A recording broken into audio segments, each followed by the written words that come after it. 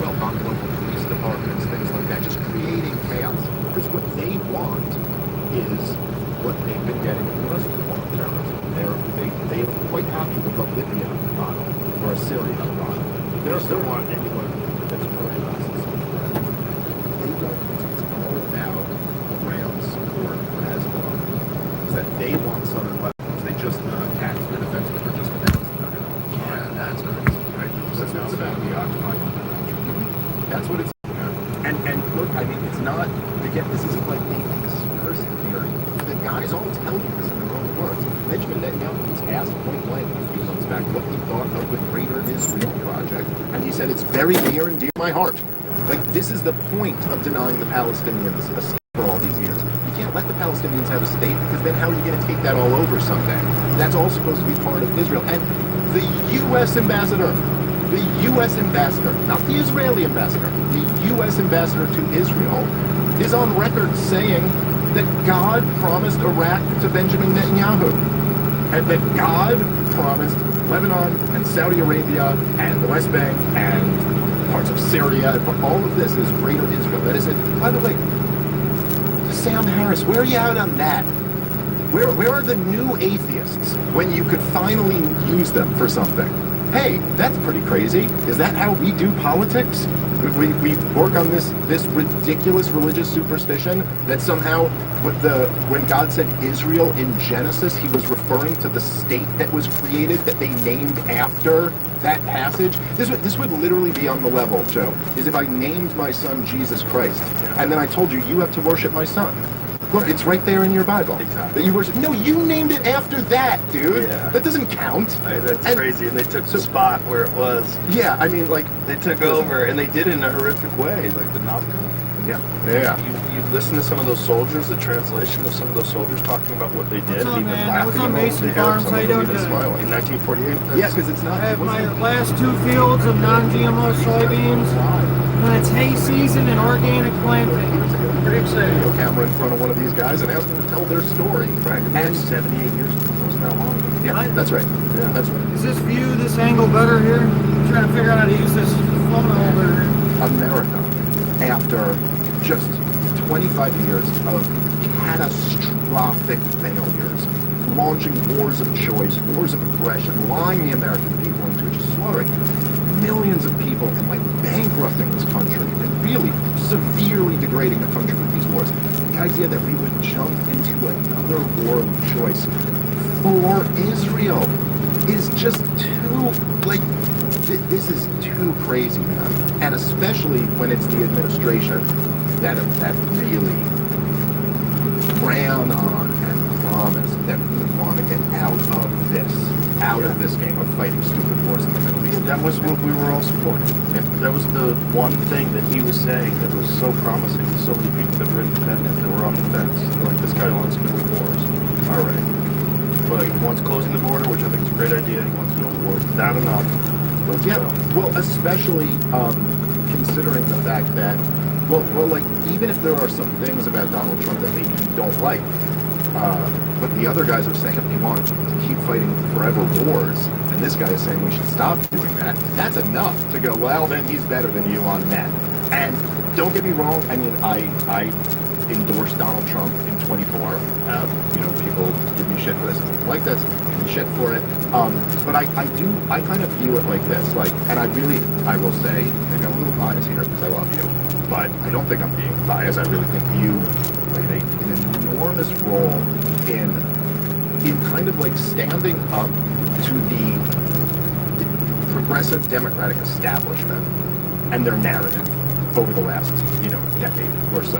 And it's really hard to kind of overstate how crazy they were, how much of a threat to this country they were. And so for anybody who wants to give shit to anyone who voted for Donald Trump, it's like, hey man, the alternative was the party who bragged about, first off, insane woke shit, like poisoning the minds of children in a really grotesque and abusive way. They gave us open borders, flooding the country with people. They gave us all types of COVID tyranny based on pseudoscience. They gave us the most reckless foreign policy in American history, which was this proxy war on Russia's border. And they were pretending the president wasn't senile, like he clearly was. Then they, in the fourth quarter, threw up a cackling retard who was not democratically picked in any process. And so, sorry, like it does make sense that a lot of people went, okay, we're going to go back with this other guy. Yeah. Also, there was an interesting dynamic happening in 24 where, okay, this wasn't, Donald Trump, they had actually tried to throw him in jail. Maybe even tried to murder him. Haven't really got any answers on that one. He now had Bobby Kennedy with him. He now had Tulsi Gabbard with him. He now had, you know what I mean? Even J.D. Vance. Like, a lot of these people who were supposedly much more non-interventionist. There was reason to hope that maybe it wouldn't end up here. But anyway, I guess my thing is that you played such a huge role in this, and I, to a lesser extent, played a role in standing up against a lot of that progressive insanity over the last 10 years. And I just feel like after 24, this coalition came together where Donald Trump, for the first time ever, wins the popular vote, wins every single swing state, and really, more remarkably, won the youth and the culture. Like, Donald Trump went from being, like, the cultural pariah to being the guy like John Jones is doing the dance at the front. And and that whole coalition has been destroyed over this war. And now he's going to hand the country right back over to these Democrats who we've been fighting so hard. All for what? All for a war that Netanyahu wanted against a country that, by the way, the justification for the 12-day war was bullshit. They weren't trying to make nuclear weapons. They were trying to negotiate. Got out of that. Yes. Well, that's right. But then and I want to, he said some nice things about me when he was on here the other day with you. So I will say some nice things about Constantine, who, despite our disagreements, I really like that guy a lot. But he is, I could be wrong, I could be missing someone. He's the only guy I've seen who supported the 12-day war, but is really skeptical about this. And I've seen so many people, it's unbelievable, dude. Like, they just, so like the 12-day war comes, the first 48 hours of it, they're like, dude, Israel's doing this on its own. All they want is for you to stay out of it. Then, like, the third day, they're like, all right, they do need some help shooting down the missiles that are coming back towards them, but whatever, this is just defensive, you know what I mean? Like, you don't have to get involved. Then it's like the next day, like, all right, we don't have bunker busters, so we do need you to drop the bunker busters. But then their whole, defense of the 12-day war was like, look, no Americans died, it didn't cost us a lot, it didn't turn into this disaster, and now we're at the, okay, well, fine, all of that happened, but it's still a good thing. Constantine was the one guy I saw who was like, no, I supported that one, but I am not getting on board with this one. And I give him a lot of credit for that. I give him a lot of credit for that. I like that. I like Francis a lot. I do too. Their show, Trigonometry, is one of the best shows. Agree with them or not agree with them, they're always reasonable. They're never ideologically driven. They have opinions that you may or may not agree with, but they're real clear about their opinions. Yeah, that's right. And I will say, and they're great guys. Yeah, genuinely great dudes. Great guys. I really like I get in a lot of the shit show arguments. I find myself in them. I probably should be better than them. I'm just not engaged, but I'm not, and I'm petty. What do you mean by shit show? Like where it just becomes like an insult thing, or I intimated Alex Barron's, it's kind of embarrassing in hindsight, but I don't know, it gets me really angry when the guy's calling me a Holocaust denier or something like that. Well, I think what that's he was crazy. saying was kind of silly. The way he was saying it was silly. He was just trying to gotcha you. Yes. Call him a faggot. Yeah, it's not my finest moment. You can tell he was really shaken by that. Well, it's just, I kind of have a thing where, look, I'm really into this shit, and I nerd out on it. I'm obsessed with all of this for whatever reason. It's just like my calling in life. But I'm also stand-up comic at heart, Right. And so, as soon as someone goes oh, I want to be vicious, you're like, oh, you want to be vicious? Because, I'm pretty good at being vicious, so, I could do that. And you're probably not used to hearing this type of vicious shit that, comics say to each other. Right. But one of the things that I really appreciated about Francis and Constantine was when I went to do their show, it was just it was genuinely a good faith conversation. And they weren't trying to win the point or get a clip that they could go, we destroyed Dave. And then once they do that, I'm like, okay, well then I'm not trying to do that either, man. Let's talk about this shit. That's always what I'd rather do. Yeah.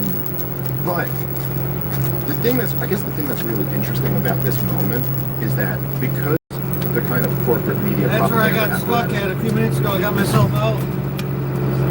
Internet and social media and podcasts are where people go now for conversations and debates and news and all this stuff. They're kind of like they're running without a propaganda How do you guys like apparatus. this angle? I'm better Like Israel Israel in the last 2.5 years is down like 50 points in the polls, like in terms of American approval. Like they've just been it's a drastic change like I've never seen on any issue Well, over the first last time few years. in our lifetimes where it's been an issue that we are dealing with the consequences of the relationship. That's right. There's never been a time in the past where people were completely aware of, there's no other reason why we'd be doing anything wrong. Like most people don't think 100%. it wasn't for Israel asking us to, Netanyahu's. Here's one of our hay fields right here. Look how nice that's growing. That's a hay field we planted 2 years ago.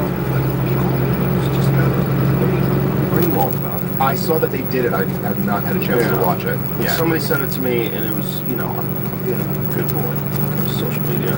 It's been so good for my brain. Yeah. It's kind of remarkable. So, I got Just staying off, you mean? Yeah. My new phone, I'm not going to put anything on it. I'm going to have my old phone and leave it at home, and I'm not going to be able to look at it. So when I have to post things, I got to post it on my other phone. It's not that quick.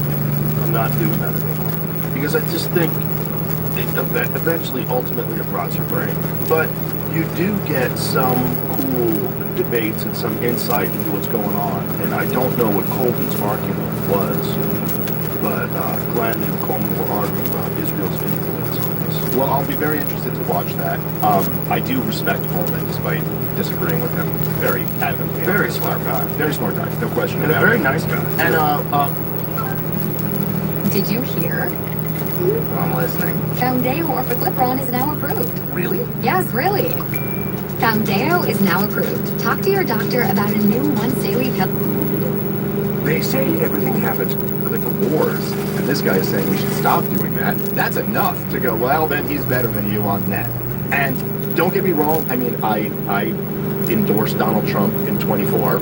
Isn't what Netanyahu wanted against a country that, dude, by the way, the justification for the 12-day war was bullshit. They weren't trying to make nuclear weapons. They were trying to negotiate. They got out of that. Yes, well, that's right. But then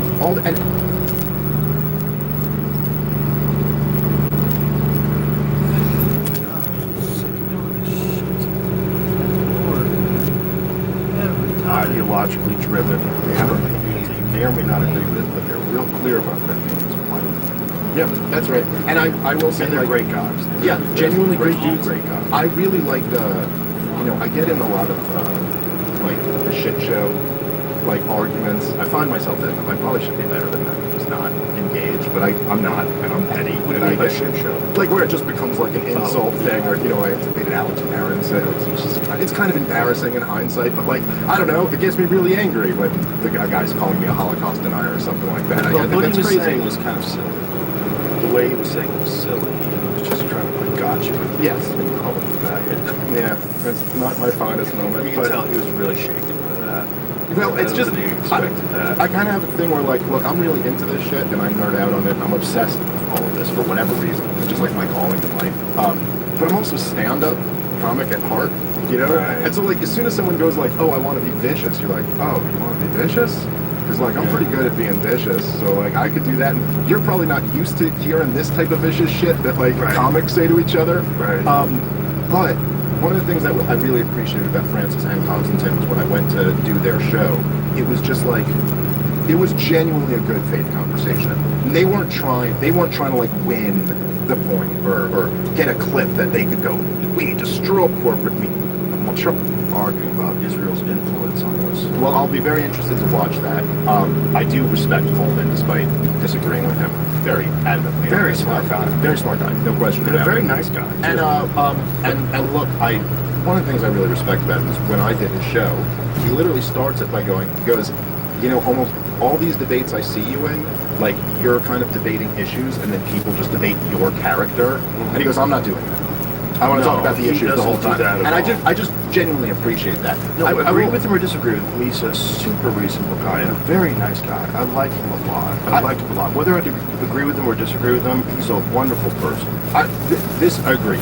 This is what I will say about his position on this, which I think is kind of interesting. So number one, when I was on Piers Morgan with him, well, right after Venezuela happened, and his position, I don't want to mischaracterize it, but I think this is pretty accurate, was he was like, look, a lot of people are comparing Venezuela to Iraq or Libya or Syria, but like, that is a different region, a different culture, a different religion, and so really what we should be comparing this to is other interventions in Latin America, South America.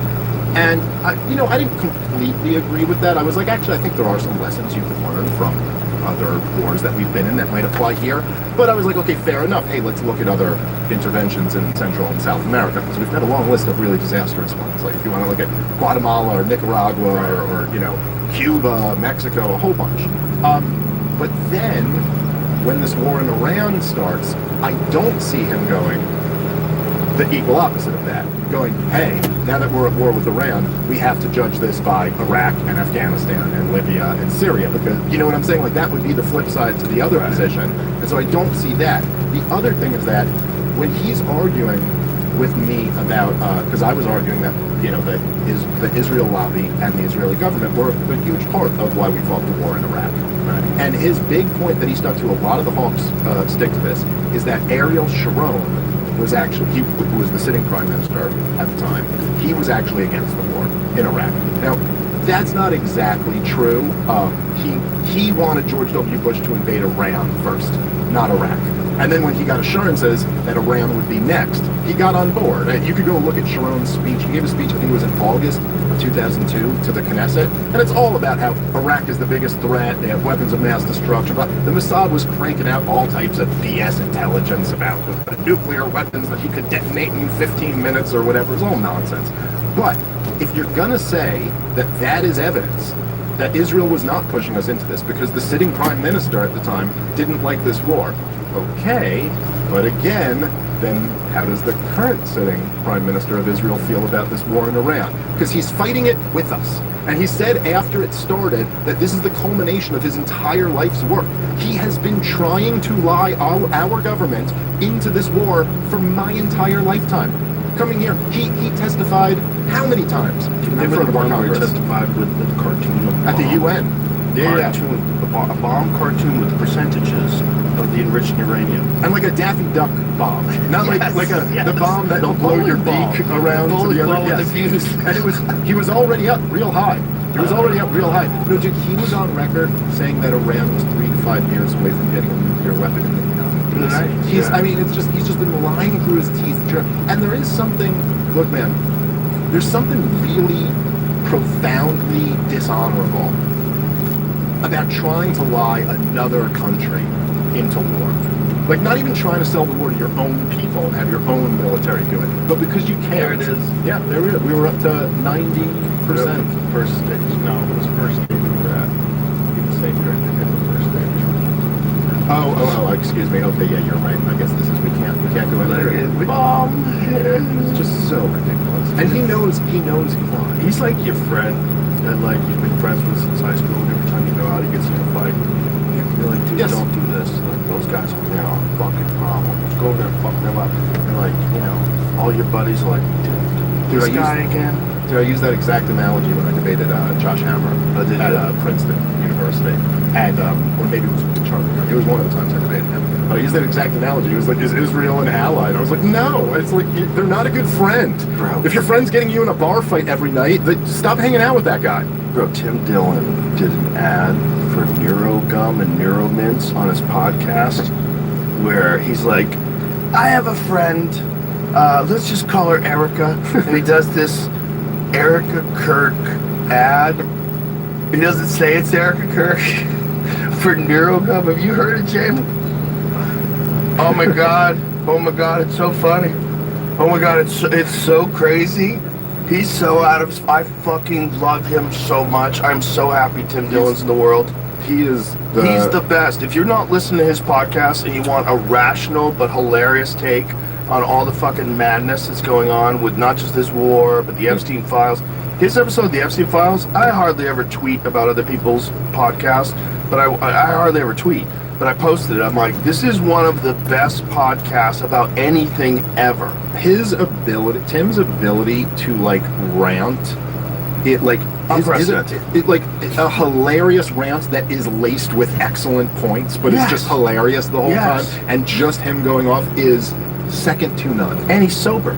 He just puts on his magic glasses. It's him and Fuentes are the top two. Oh, but he buries Fuentes. Fuentes is really good.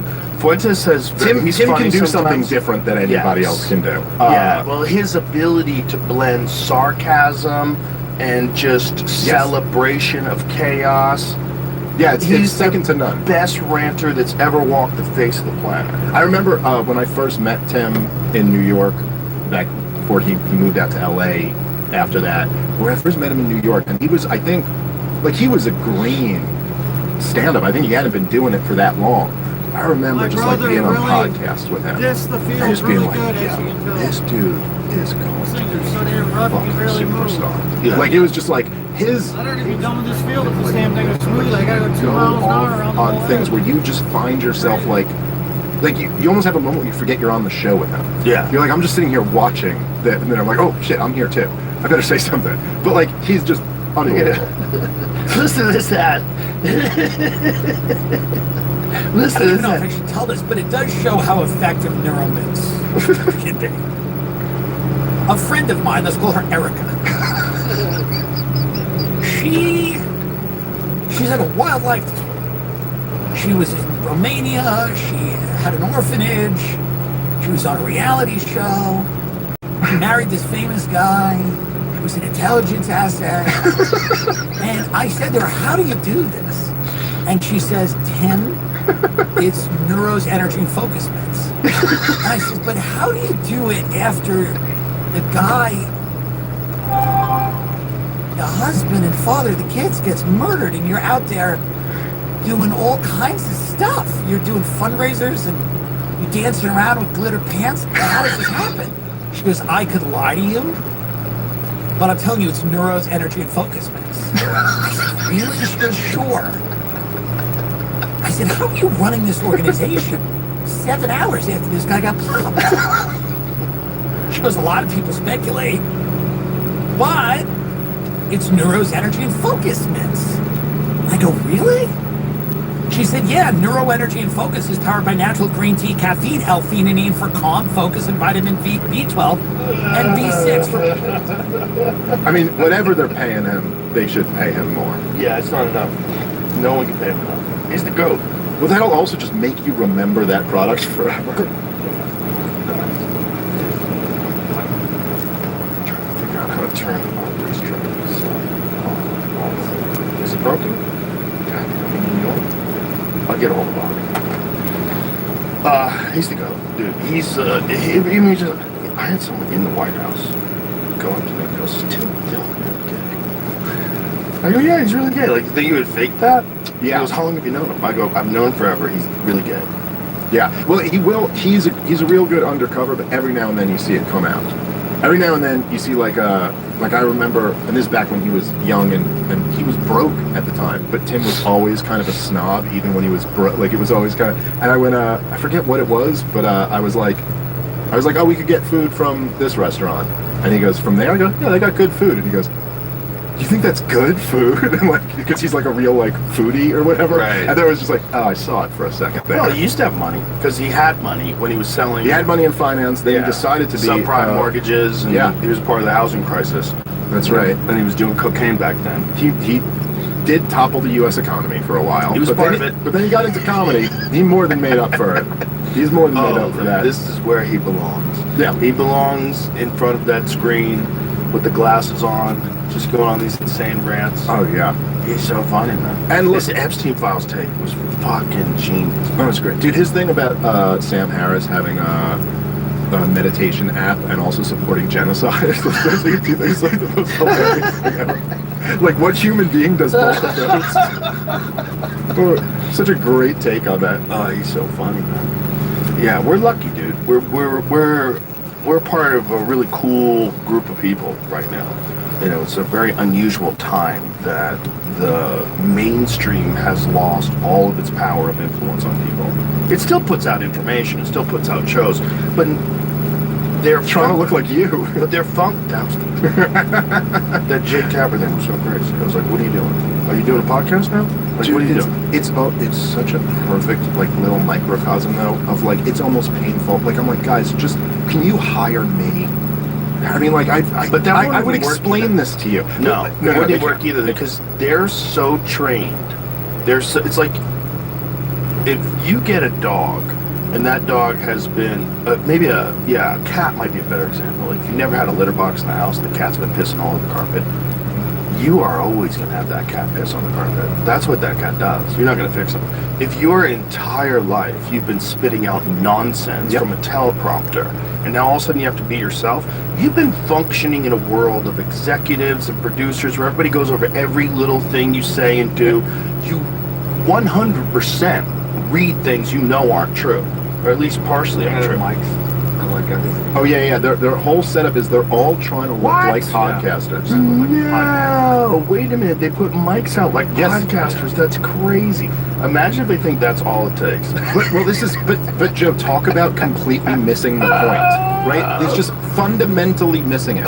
Is that they actually go, okay, so all of these people have left, watching cable news in droves. And now a lot of people listen to podcasts. They'll listen to you or Theo Vaughn or whoever it might be. And a huge reason, right, why you've been number one for so long now is because however anyone feels about you, you're authentic. And it's very hard to deny that. One of the biggest questions I get when people like meet me, if I do like meet and greet after shows or something, it's what's Joe Rogan like? Is a question I get all the time because we're buddies and I've been on the show a lot of times, and people love you, and they'll go, "What's Joe Rogan like?" And I always tell them the same thing. I go, "You already know. You already know who he is. He's that guy." And then off stage, he's that guy. You know what I mean? Like that's who he is. And people like that. People like that. Whatever you think about Theo Vaughn, he's authentic. He's being himself. That's who he is. That's how it works. And because you guys in the corporate media are all professional liars and have lied to the American people about the last 17 crises, they don't trust you anymore. And so then their reaction to that is you go, well, what if we pretended to be podcasters? You're like, no, you dummy! That's the whole thing. This is just proving further how inauthentic you are. That you're pretending. Here's meetings on this. 100%. Like podcasters. 100% they do, dude. This was to me, despite the fact that and people could tell me shit about voting for Donald Trump, and they could say I should have known better and whatever. I was a huge critic of him in his first term, and I'm a huge critic of him in his second term. But the best thing about Donald Trump winning in 24, and I did predict this right. I'm not always the best with predictions. I'm pretty good on issues, I think, but I'm not great at predictions. They're tough. But the best thing about Donald Trump winning was that the corporate media finally admitted it. They had been pretending for so long. I remember we used to joke about, I remember coming on like a few years ago, and we would joke about how Brian Stelter would always, whenever he talked about you, he would always kind of go like, the fringe Joe Rogan. Like as if he's the mainstream and you're the fringe. As if the numbers aren't readily available to all of us, that we could be like, your show has like 200,000 listening and his has 20 million. So how is he the fringe and you're the mainstream? I think but they would pretend that, well, maybe they believed it, but that 24, the election, that's when they all admitted it. And then the talking point moved to, we need to find our own Joe Rogan. The Democrats need to find a Joe Rogan or whatever. Remember, that was like, so they kind of admitted that, the podcasts have become the new mainstream and we are the fringe. Right, but the dumb part of that statement was you already had me, you fucking idiots. Just lost your mind. I'm not right and I'm not left. Yeah. I think both of them suck. And I think the adherence to the ideologies that the left supports or the right supports is out of their fucking... You've got to be out of your fucking mind. Whether it's these crackpot Christian nationalists that think that this whole war is a way to get Jesus to return on a white horse. Yeah. Do you see those guys that were talking? Yeah, during the readiness fucking meeting. That I think that's nuts too. I think woke shit and all the chaos of the fucking last 4 years of having a completely open border and the justifications of all these things, that's nuts too. I'm not on either anyone's side. But so I think the Democrats aren't ever going to get someone like me because I'm not with either or. I'm not with either or.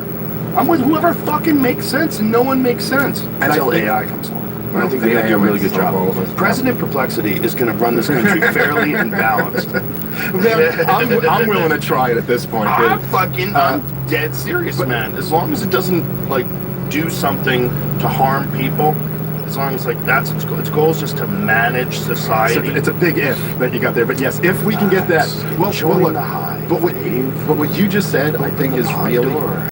This is something that I'm encouraged by. Is that I think what you just said there, I really do believe that you speak for super majorities of the American people. And that's why, even though Donald Trump has shattered his coalition by lying us into this stupid war on behalf of a foreign country, that coalition is still ripe for someone else to pick it up and run with it. And that's kind of what I'm hoping. I hope Thomas Massey runs for president. I think, by the way, they're doing a big money bomb for Thomas Massey on March 30th. And I think him winning re-election in Congress is like the most important political election in the country right now. Because he's done nothing wrong except actually stand up for America first and for all the stuff that Donald Trump and Tulsi Gabbard and all these people ran on. And he's gotten the Israel lobby and the Adelsons, but I repeat myself, have been pouring millions of dollars into his race to try to unseat him for the crime of not going along with the Epstein cover-up and not going along with another stupid war and having some like fiscal sanity. So I hope he wins. Imagine those being three negatives. Imagine those being three negatives that people are saying he's not MAGA.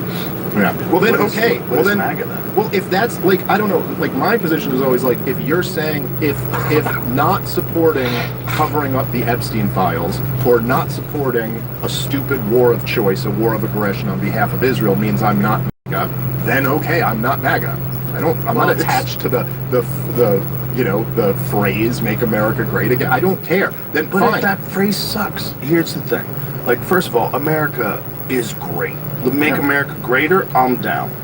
But make America great again, and then it becomes a movement of a bunch of fucking dorks. Because a lot of them are dorks. A lot of them, these really weird, fucking uninteresting, unintelligent people that have got something they cling to. And there's a lot of people that are just real, genuine patriots. And they're all lumped into this one group, and you got to accept the dorks too.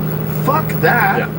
Like, the concept of making America great is a great idea. But as soon as you have a fucking team and you allow anybody to join up, you don't even have tryouts for your team. Yeah. So you've got a bunch of fucking dipshits that are running around spouting out opinions, and you have to go along with them because they're MAGA. And then you've got bots online that are probably from fucking Indonesia or Russia or wherever, and they're pretending they're MAGA and they're saying crazy shit. So that's part of MAGA too.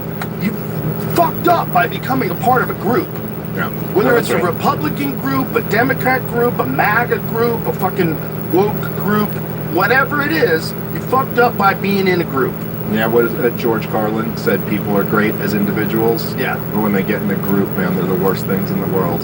And that's why it should be about the issues. It should be about your principles and what you believe in. And and you should be like, look, like I've said many nice things about Tulsi Gabbard over the years, and I was extremely critical of her since last summer into now, because I think she's lying us into a war, which is the war that she was always opposed to. The one. She sold no war with Iran t-shirts. This was How is she lying us into this war? So, because that's a big statement. Yeah, absolutely. And it's true. So last summer, Tulsi Gabbard had given her, as the Director of National Intelligence does every year, they give their annual threat assessment, and she testified before Congress about it. And it was very clear in her annual threat assessment that Iran was not attempting to build nuclear weapons, that they had not yet made the political decision to attempt to build nuclear weapons, let alone are actually going for it. And she testified before Congress saying the same thing. And then, while they were negotiating, Israel sneak attacks them. Then she had some post where she goes, Iran could be weeks or months away from nuclear weapons, which was total bullshit. It made absolutely no sense at all. Let me see what the post knows. Sure. This is from, if you could find it, this is from last June. Right, but is that a fact? So if they're enriching uranium up to 60% and they just have to enrich it further for the ability to use nuclear weapons. That is a couple weeks away. No, right? but not before it would be to build a bomb and to make it deliverable. Right. I think all the experts say at least a couple years. But the point, aside from that, is that at the time, it's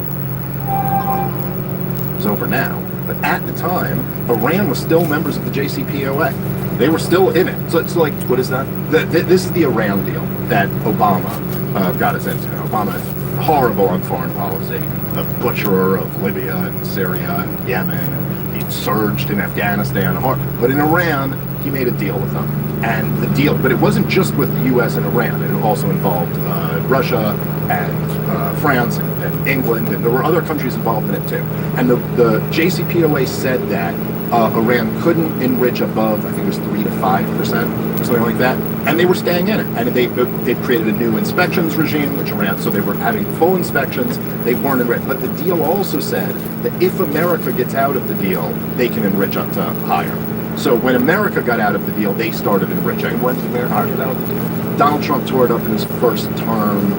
I want to say 2017 or 2018. And then they immediately started enriching? No, they went up a little bit, and then I think there were a couple Israeli attacks, and then they went up to enriching at 60%. But so the reason we knew they were enriching up to 60% is because they were still members of the JCPOA with an inspections regime who was going in there and saying they're enriching up to 60%. Right, but how much do you actually know about enriching uranium and what it takes to turn it into a bomb? Let's read what she says. Sure, New intelligence confirm what POTUS has stated numerous times. Iran's nuclear facilities have been destroyed. Oh, no, I think this is after. This is the right one. Her tweet was before. This is from June. Yeah, this would have been just shortly before Very this. recently. Her tweet was before we hit Fordo. Yeah, this is June 25th. There's a recent one, though. Edited. June 25th. Yeah, but it seems like it was still edited the day it was posted. Probably. But can you go to her page? And because she doesn't tweet a lot. She's not a psycho. She's not one of those.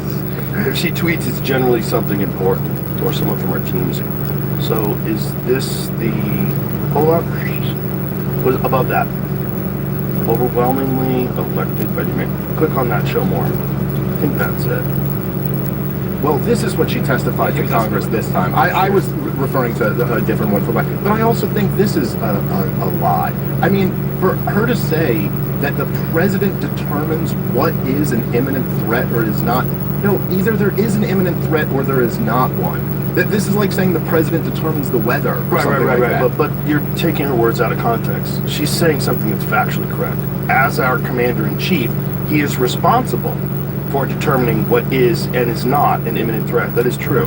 And whether or not to take action he deems necessary to protect the safety and security of our troops, the American people, and our country. That's just an actual fact. Okay, yes, fair enough. But when she testified before Congress, they asked her point blank a bunch of times about this, and then she goes, that's not my job to determine what's an imminent threat. That's the job of the president, and if he says it is, then it is. Okay, so look at this here. Initially, she's contradicting Trump, saying that Iran did not rebuild after the 2025 strikes. Contradicting Trump. So this is also from Time Magazine. So she's saying that. Now, what you're saying that she said earlier was a lie is not a lie, dude, because that is actually his... Well, I wasn't referring to that. I understand. But you did say that was a lie, what she said was a lie. Okay, fair enough. That was not a lie. It's factually actually correct. And if you're in a position like she's in, we've got that guy breathing down your neck, and you're forced to make a statement, you've got to tread very carefully on this tightrope that you're walking. Okay, fine, but let's just say, hypothetically, that you know for a fact that Iran did not pose an imminent threat. Right. And then that's your answer when you're asked if they did. Fine, it's not a lie, but it is very misleading, to say the least. How much... Okay, hold on. Intel Chief Gabbard declines to say if Iran posed an imminent threat to the U.S. She declined to say on her own, personally. But this is the congressional testimony. Yes. I think this is what I was referring to here. And she does at one point say that it's not her job to make that determination, which I do think is her entire job. It's interesting. Look, maybe I'm being a little harsh by saying lying in that example, and fair enough to your point there. Like, that technically is a true statement. I do think it's very misleading, and I do think that she really was the one who advocated against this specific war for the reasons that we're seeing unfold right now. Yeah. And I do think, I get your point. It's a very tough tightrope to walk. The options are essentially, I think, to do what Joe Kent did and resign, or to stay on and support the thing. I mean, I think it's kind of hard to thread that needle. Right. Do you think Impossible. that there is any value in being one of the few reasonable voices that has his ear? Yeah. If ultimately it is his responsibility to determine what's an imminent threat and what's not, I would imagine that she gets access to most of the same classified information that he does as the director of national intelligence. Yeah. I don't know, though. I don't know how it works. But what can she do other than try to be a voice of reason? If ultimately this guy is going to do what he wants to do, right? And he's going to do what also what Israel wants to do, clearly. And he's talked about it, you know? And also in his first term, I'll never forget this fucking conversation that he had with Steve Hilton. Because I think it was one of the first times since Eisenhower I've seen a president say, Steve Hilton, by the way, I've been friends with him for 12 or 13 years. Met him and his family in Maui on the beach when my daughter's really young, his kid's really young, and became friends. We've hung out together, really? vacation together. He's a sweetheart guy. I love that guy. And when he was interviewing Trump, Trump said that there is a military-industrial complex and these guys want to go to war. Yep. And we were like, what? This is crazy. You're just saying that? Like, you're just saying that. It's one of the many reasons why a lot of people liked him. Because he would do things like that, where he would completely break protocol and just say, let me know. Let me let you know, rather. Let me inform you. There's a bunch of people that want to go to war. And they're pushing me all the time to go to war. That's what they want. It was so crazy, dude. Because also, even Eisenhower, when he coined the term, it was in his farewell address to the nation. He was literally like, this is my last stop, and then I'm leaving. Trump was just in the middle of his presidency, and he goes, all of them want war. They all want me to be in war all the time. If it was up to them, we'd always be at war. And I do, you know, now, look, that was great. I thought, actually, the one, to me, that was even crazier was, if you remember, when Bill O'Reilly was interviewing him, and he's talking about Vladimir Putin. And he's like, oh, well, you won't, you know, at the time, Donald Trump, which he had run on, he was saying we should have détente with Russia. He goes, like, why do we, you know, we have all the nuclear weapons. People. Yeah, he goes, Putin's a killer. You want to have a détente with a killer? And he goes, we got a lot of killers, too. And then he goes, whoa, what do you mean we got a lot of killers, too? And he goes, what was Iraq? What was that? We got a lot of killers on our side, too. And then Bill O'Reilly was like, well, I mean, Iraq was a mistake. But he goes, yeah, we got a lot of killers, too. And I love that, by the way. I mean, that was that's breaking protocol. Yes. Well, I think this is kind of, one of the main reasons why the establishment revolted against Trump the way they did. There's something very scary to the powers that be about a guy who, like, by his very nature, like, I don't even think he's capable of not letting things slip. Right. You know what I mean? Like, he's just, that's who he is. And that, you know, was a big thing that people really didn't like about him. Very interesting to me is that so many of the never-Trumpers have come to define his presidency. Like, if you remember back in 2016, the war hawk kind of Israel firster Republican crowd, the neocons and all them, they hated Donald Trump. Hated him with a passion. Ben Shapiro was a never-Trumper. He said because of his deeply held principles, he could never support Donald Trump. Mark Levin was a never-Trumper. All of National Review, all of them. And now they are the biggest Trump supporters ever, as kind of he's blown up the coalition that got him elected. So it's kind of interesting that they all, you know, but again, tell those guys to all stay off Twitter. There's not one thing that they ever say that makes them look better. They get in these silly fucking, they just feel like they're going to make some stupid fucking statement and then refute a couple of people and don't understand the crowd reaction when you've got thousands of people tweeting against you now. Thousands just attacking you, destroying you, posting memes, posting videos. You said this and you said that, you piece of shit. It's amazing. It's crazy. I gotta say, I do love that. dynamic of it. I love it too. There's something that... That's why I stay off of it. Yeah. Well, look, there's problems with it, but there is something about that dynamic now that was just never true in the past, where it's like, look, I'm not saying it's perfect, and obviously there's bots and there's things like that, so it's not like but the people kind of get a voice in a way that they never had before. Right. And there is something kind of cool about that. 100%. I love it. But it's not all the people either. It's a lot of fake people. There's a lot of like state-sponsored actors. No, that's true. That's true. There's manipulation, but there was Farms. always manipulation in the old order also. Did you see this YouTube bot farm that they just busted? No. They busted this fucking warehouse had cell phones all rigged up for YouTube views, where people would just hire a company and say, hey, part of the problem is I get enough views. I'd really like to blow the fuck up and get to #1. And you hire them and they can get views. Interesting. Yeah. Well, that's also, I mean, I guess if you There's a got lot of people. advertisements, that's legit fraud. 100%. That's like actual fraud, 100%. And kind of a weird loophole where I don't think it's illegal. Yeah, that's gotta be. So there's the interesting. bot It's thing, gotta be some too. type of fraud, though. If you're like, It has if you're to be. intentionally doing that, like maybe if you didn't know, Right. you could. But But listen, Twitter pays people. X pays people to post. So you pay based on engagement, right? That's how you get paid. So you farm out engagement. So Yeah. like, what percentage of what we're interacting with is just horseshit? well, I got so. What does it say here? I know this story just happened. A guy got arrested. Oh. Guilty plea. I think what happens is they Yeah. stopped to Yeah, he had an AI-generated song. He got Oh, wow. It played billions of times in an effort to mimic the genuine streaming activity of real consumers. Smith pled guilty today, conspiracy to commit wire fraud. Wire fraud. check this out though. I heard a similar story in Japan where First of all, let me stop you right there. Michael Smith generated thousands of fake songs using artificial intelligence. Hey. Stop talking shit about AI music, because it's not fake. Those are real songs. Yeah. Don't say fake songs. They're real songs, and some of them are fucking bangers. Unfortunately, some of them are really good. you're gonna like what I was gonna say. There's a guy who did this in Japan and it got viral, and so he hired people to be the band. And now the band is a real band. Whoa. Kind of popular. So AI is creating jobs in this case. Yeah. Well, so Shifty Brent rules, though. You can never create him in real life. He's the guy who does the 50 Cent ones. Oh yeah. I've seen quite a few That of guy those. was, first of all, that guy was really, he'd have lungs like a fucking ultra marathon runner, because the flow, like how can you even have air to say what you're saying? Like someone was saying that to me, she was like, I think you couldn't do this. And my argument was Eminem. I was like, yeah, you could.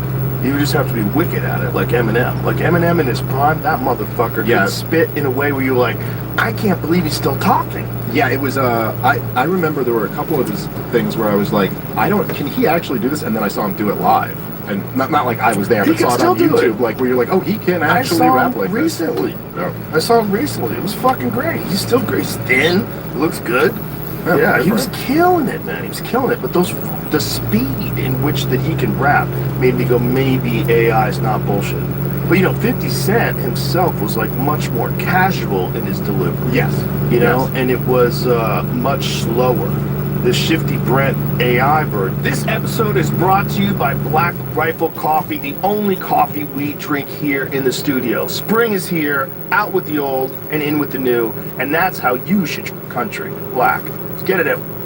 This episode is brought to use the code iVersion. It's like, damn, if that was a real person, That'd be pretty great. he would be the greatest artist on earth. There was a guy, I can't remember his name, but just like the other day, some guy, he works for Fox News, and he came out and had a whole post about me, and he goes, Dave Smith's account is clearly botted by foreign, and I'm almost like, when he said that, I was almost kind of like, it was a weird thing, like, I know I've never paid for anything, but like, I don't know, you know what I mean, like what someone else might have done or something like that. But I asked him, so I replied to him and I go, wait, what evidence do you have of this? And then his post was that he said, because I had 900,000 followers on Twitter, but I'm playing Laugh Boston this weekend.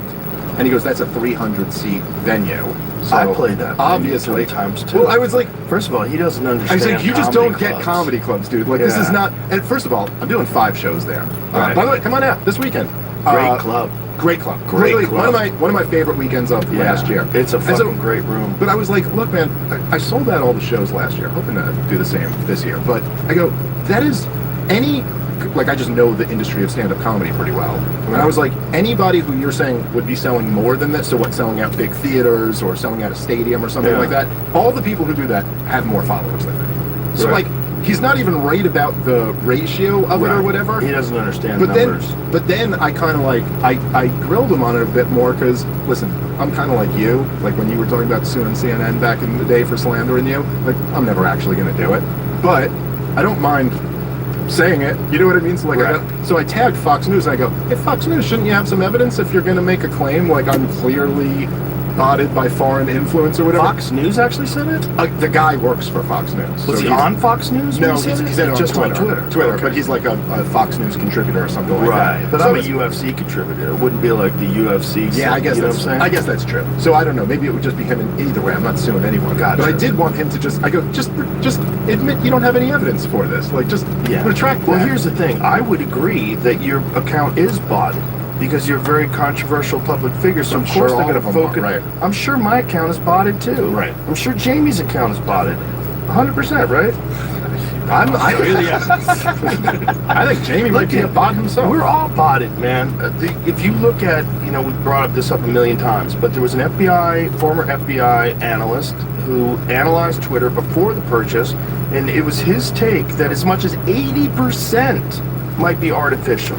Now this is back then. This is before Elon purchased it. I think they've taken some steps to try to ensure. One of the things is you could go to the person's page, you can see what country they're posting from. Yes, I like that. Yeah, because there's a lot of people that are like pro-America, and you're like, hey man, you're in Pakistan. Yeah. Like, what's going on here? This is kind of kooky. So there's a lot of that going on. I've had before where people go like, oh, Dave, you always say Israel's trying to lie us into war, but this is America. We decide what war we're going to fight. And then you click it, Israel. It's just a dude in Israel talking, saying that. But at least we're getting steps to know those. Listen, if it wasn't for Elon Musk, we would be fucked. I've said this before, I'll say it again. History will go back and look at his purchasing Twitter, and it has changed the course of communication in this country for the better. No question. I know a lot of you thought, oh my God, the racism is up and all this stuff is up. That's people. That's the internet. That is an accurate representation of people. It's not good, but it's also accurate. And the only way that's going to change is if the other voices are more compelling. And at least now they have an opportunity to do that. Yeah, well, and you have to kind of engage in this, whether, and I'm not saying you have to be on Twitter or something like that, but I'm just saying, like, if you want to, I would love very much to get to a place where, like, you're like, hey, let's all agree that we're not on board with the bigotry stuff. And I mean this, like, whether it's against white men, or whether it's against black men, or whether it's against Jews, or whether it's against Muslims, or whatever. And I see a whole lot of all of that. And I'd love to move past that. I also would, I wish there was a way that, like, Mark Levin and Tucker Carlson could have, like, a cool conversation. You know what I mean? And not like be like, well, look, it's I not. wish Santa Claus and Jesus would come meet me for dinner. Well, both would be nice.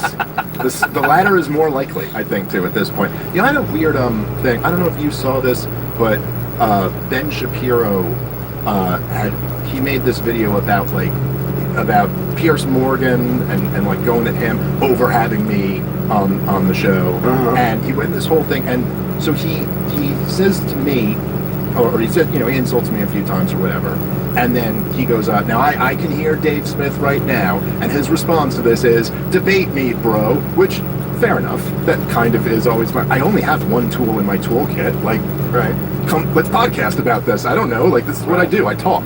But he's not willing to do that? He goes, no, because you're like so. He said, because I don't debate such intellectually dishonest people or something like that, which I thought was a weird criticism of me. Like, you could say I'm wrong, but I do believe the shit I say. Yeah, I don't think I don't think in any demonstration of any, I don't think there's a single moment that I can point to that I think that you've been intellectually dishonest. I think that is, like, factually incorrect. Yeah. Well, that is gaslighting. You are very honest. You're a very honest person. Well, And thank you. I try to be. No, you are. That's one of the things I love about you. You're honest about your fuck-ups. You're honest about what you're incorrect about, what bothered you, Yeah, plenty. about things that you said. You're very honest. So that's a silly thing to say. That's total gaslighting. Well, it's also, well, I look at it like this, and I don't, honestly, like, obviously, Ben Shapiro wanted to debate. I would do it. Everybody before Well, that's all the this shit thing. went down. You go, dude, you can't say I'm beyond the pale when you're known for debating 19-year-olds who are confused about their gender. You know what I'm saying? Like, Everybody. no, Yeah. I don't know if you remember this, and this to me, I actually think is very interesting. But I don't know if you remember this, but on this show, what Ben was on years ago, years before October 7th or anything like that. Mhm. But he was saying he was talking about Israel, his defense for Israel, and you went, that's interesting. Would you ever debate someone, who's a critic of Israel, and just generically, not about a specific person? And he goes, absolutely, I'd be happy to do that. And the thing about guys like that is that, particularly with Ben Shapiro, for the last 2.5 years, his number one issue, Israel, has been the number one topic of conversation. And in that time, Israel's support has been bleeding. I mean, just like to a level you couldn't have imagined. You couldn't have imagined 2.5 years ago to go, this will be a pro-Palestinian country. That was unthinkable. And it's become that. And forget me, there's way better people than me. But Ben Shapiro debated no one. He never once had a conversation with a competent critic of Israel. And listen, people saw that. People noticed that. And so I kind of in a weird way feel like, it's like, hey dude, I don't care if you do the debate with me or not. I don't think we ever can. I wish there would be a world where we could have a good faith conversation, like a guy with me and Ben Shapiro. Right. But he refused to do it with anyone. Anyway, so while you're smearing everybody who's a critic of Israel, you're not willing to listen, there are some people who don't debate, but he branded himself as the debate guy. Right. If you don't like Dave, sit down with Scott Horton. Sure, absolutely. Yeah. Scott Horton's way smarter and knows way more shit than me anyway, so talk to him about it, dude. I mean, he's a better if you're guy. saying that this is the reason why you won't do it, that sounds crazy, because wouldn't you want to debate someone who's intellectually dishonest? Because it would be so easy to refute them with facts. Exactly. So come... It would be perfect. It's like dating... It's like sparring a guy who knows fake kung fu. He thinks he's got a depth touch, and you're Dustin Poirier. You're like, oh yeah, bro, lace the gloves up. Let's go. Well, that was kind of my thing with the Douglas Murray thing, too, where it was like, at a certain point, you're like, dude, you can't just say you're an expert and I'm not an expert. Demonstrate that. That if that's the case, then it should be easy for you to just chop me up in front of the world right now. There was also some things that you had to correct him on. Yeah, the history of Israel. Yeah, you just got it wrong. And you could see, like, the tremor in his eyes, like, oh, shit. Like, they don't want to give up that ground because they're playing a very different game. Yeah. And the game is not, let's be intellectually honest about what we think is going on, and what we think is good and bad about what's going on, versus I'm trying to win. Yeah. And one of the ways I try to win is by, I can appeal to authority. You're not an expert. You're not a this, you're not a professor, you've never been there. Yeah, that kind of shit. That is all like hack-ass fake kung fu moves. You're gonna try on Francis Ngannou. You know what I mean? Yeah, so good luck with that. You shit. Not that I'm comparing you to Francis Ngannou. That's very disrespectful to Francis. Certainly not when it comes to fight. You'd much rather fight me. This Ronda Rousey card, they got Francis fighting Philip Lins. Philip Lins, who was a light heavyweight in the UFC, and the UFC cut him. And he's fighting the scariest heavyweight who's ever walked the face of the earth. I mean, props next to to him. primetime Alistair Overeem. Primetime Alistair Overeem, when he was Uberim, I think is even scarier. I think because he was way skillful. Like, he was terrifying when he was on the sauce. Yes, but even... Francis is natural, Francis was the so thing he's where... scarier. Francis almost has a thing where it just seems like you have to fight a perfect against him. Yep. Which Stipe Miocic did. Their first fight. He with took him. a lot of shots. That's the thing about Stipe. Like, Stipe could take a shot. And you would see he would like jab him and he'd be rocked, but he'd still get the takedown and he beat him with exhausted him. skill. He beat him with skill, strategy, experience, everything. But in the second one, DC said it best. It was a patient Francis, a fucking terrifying thing. Dude, my favorite commentary ever in a fight was when DC said, it was just so hilarious to me. It was so real. Like, he just meant it. But it was when Francis Ngannou fought Gane. and he grappled a little bit in that fight, which we had never seen him do before. There was one point where he was on the ground and he like took his back or something like that. Like he passed his guard or he took his back or something like that. And DC just goes, "Oh my God, he's doing jujitsu now." It was like he was speaking of a robot who just learned how to feel feelings. He goes, "Oh my God, it's learning, it's advancing." Like, this is so terrifying. That, a guy that's that much of a destroyer that learns how to take backs and strangle people too, and control you from the back and blast you unconscious like he did with that dude in the PFL in his last fight. Took his back and just blasted him into the netherworld. Yeah, that's scary. He's the scariest guy that's ever fought in the UFC. Like props to that dude for scariest taking the fight. Natural, clean guy. I should say that. Okay. With a yeah, caveat. fair enough. Yeah, because we only got a couple Alistair Overeem fights where he was Ubering. The big one being Brock Lesnar. That was the big one. And of course, the other fight on that card that they added, which was huge, is the Nate Diaz. Well, here's my point. If Nate Diaz is fighting, yes, I'm paying whatever you're charging. I'm going to be wherever it is. And it's Mike Perry, great fight, bad motherfucker. Yep, that's a great fight. But my point is, they also have Robellis de Spain, who's on that card, who's a 6'7" Cuban Taekwondo expert, who's a heavyweight, he's a knockout artist. Like, why didn't they have him? He's fighting Junior Dos Santos, and Junior Dos Santos is, he was an all-time great, but he had a long career, and he's had some bad knockouts, some wars too. Bad wars. The wars with Cain Velasquez took years off his life.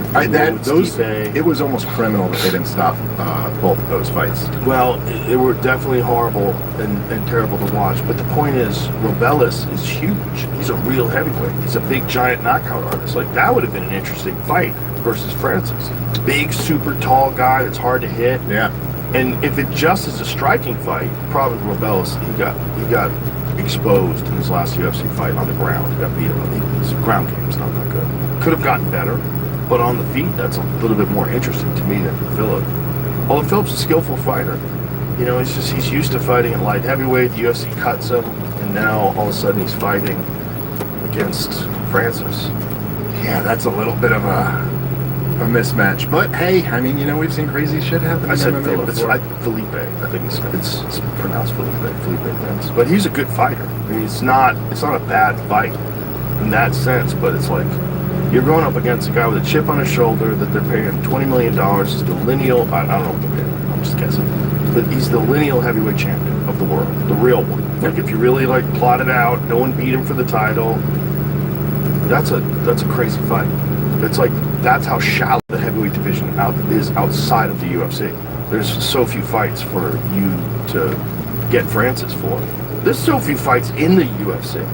I mean, the UFC's heavyweight division is a real mess.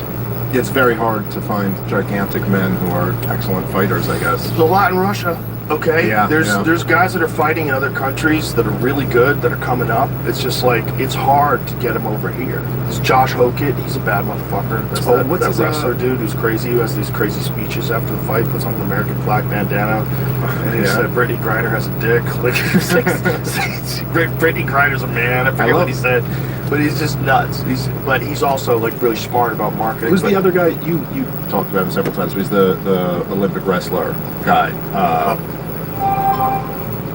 Gabe. Gabe Stevenson? He's not in yet though. He's not in. I had him on the podcast. He's not in the UFC yet. Yeah, but when he's in the UFC, he's going to be a fucking problem. Olympic gold medalist, elite wrestler, moves like a cat, 250 pounds, young, super dedicated, and just recently learned striking and is fucking people up with his hands. Yeah, and is picking it up quite quickly. And is a John Jones protege. So he's been being mentored by the GOAT and absorbing his mindset, and that guy's helping him. He's investing his time into training. If you're a young guy, you know what a fucking boost of confidence the greatest of all time says you're going to be the man? Yeah. You're going to be the fucking man. You just stick with this plan, and they're bringing him up the right way. He fought in dirty boxing. He fought some small MMA organizations. It's just like building up experience. Yeah, and there's never been a lot of, like, there's not really right now in the heavyweight landscape, there isn't really like a Frank Mir or, what's his name? Minotaur Nogueira, where there used to be these like guys who were like kind of known for fighting off their back. You know what I mean? Like most heavyweights don't really like fighting off their back. Even the guys who are really good at jiu-jitsu. I also think just in general, fighting off your back is a lot harder than it used to be. Fabricio Verdun was the greatest. Yes, that's a great example. He was incredible. He was the best at it. But there aren't really that many guys like that. A lot of these guys, you take them down, they're in trouble. They're in trouble. Yeah, and when you got a guy like Gable, guess what, bitch? You're gonna get taken down, and there's not a fucking thing you can do about it. That is a next level wrestler. I just saw the one of his recent fights where he's finishing a double leg before he realized he knocked the guy out. It seemed like he KOs him with a left hook, and he's so fast that as the guy's collapsing on the way down, he shoots a double, connects, takes him to the ground while he's unconscious. Yeah. So before the guy has a chance to drop, that's how fast he is. He's already on him, taking him down, and pounds him out while he's already unconscious. Yeah, that was scary. Ooh, that guy's a problem. He's a problem, and that's an American heavyweight motherfucker. We need one of those. We need some American champions. We're down. Get him in the White House. Yeah. I mean, are there any American champions right now? Who are the American champions? Mackenzie Dern is the strawweight champion, so she's technically an American, although her dad is a very famous Brazilian legend. Okay. Yeah. Megaton Diaz is her dad, and she was a Brazilian jiu-jitsu champion, but she is American, so she's a champion. Other than that, who? Sean Strickland's fighting for the title. Kayla Harrison, that's right. Kayla's, so it's only women that are the Americans. Yeah, look at that. Boy, you're gonna see a lot of those dudes with those beards. As they keep coming over here, you're gonna see Joshua Ban is an American, that's right. You gotta see a lot of those dudes. That's a caveat though, the Joshua Ban. No disrespect for Joshua, because I think he's an awesome fighter, but he won that fight. We gotta have a rematch on that one. That was a freak injury. I mean, he fell and dislocated his arm. It's a complete freak injury. And Pantoja still hasn't fully recovered from that, so it was pretty bad. They said his shoulder dislocated and his elbow. Yeah, I remember hearing that afterward. It looked like it was just his elbow. But they said, the doctor had said it was his shoulder. And so what the thing about the elbow is a less complicated joint, right? And so when the elbow gets dislocated, if someone just pulls on it, it can pop back into place. So like saying that as long as they know what they're doing. So you don't want to do it like Yuri Prohaska's team did, rip his shoulder apart and he needed surgery. Probably need surgery anyway. If it was dislocating like that, it was probably loose. But the point is that like his elbow might have popped back into place by the time they brought him backstage, and that's when they realized his shoulder was fucked, because his shoulder probably hurt more even than his elbow. Right. That was unfortunate, because that was a real interesting fight. Dislocate a lot, and sometimes people dislocate their shoulders and don't even realize they did. Really? And I apparently, according to this orthopedic surgeon that I went to back in the day, before I realized that stem cells can fix it, this guy was convincing me that I had to have surgery. And one of the things he said, you know that your shoulder's been dislocated? And I said, it has? And he goes, you didn't know? I go, no. He goes, how many times you hurt your shoulder? I go, how much time you got? Because I just want to sit down and talk about how many times I've been come over it. How many times I've been fucking arm blocked? How many times I've been caught in a triangle? How many times, posting on the ground, I've jostled my shoulder? The good news is there's been no fracture or ligament injury. That's great. Oh, that's Bahompa said that. So from that, we have great expectations for his return, but the exact time frame is still unknown. Still needs a lot of physiotherapy, start moving his arm. Wow, then he can go back to light training and then hard training. Bro, we got to get that guy down to fucking the CPI in, the cellular performances UFC uses. Get that dude down to Tijuana. I'm worried about the new model for the UFC. The Paramount model? I'm worried about the Warren around and the new UFC model. This is what keeps me up at night. I get it. So what are you worried about with the new UFC model? Look, I'm no genius, but it seems to me like I'm a hardcore fan of the UFC, right? So I was, I order every pay-per-view, right? Everyone. So any Saturday, if I'm on the road in my green room, we're watching the UFC. If I'm not on the road, I'm either at home watching it or I'm trying to go to the event if it's in town. Right. So then it's like, okay, ESPN is over. We're not doing that anymore. So then we're switching to Paramount. Now I already had Paramount because my kids like some shows on Paramount. Yep. So now Landman. Yeah. Oh yeah, I watched Landman. Great show. So like I have Paramount Plus. I'm like, oh, okay, well that's easy enough. And then I'm like, so wait a minute, hold on. So you tell me I just get everyone for free now?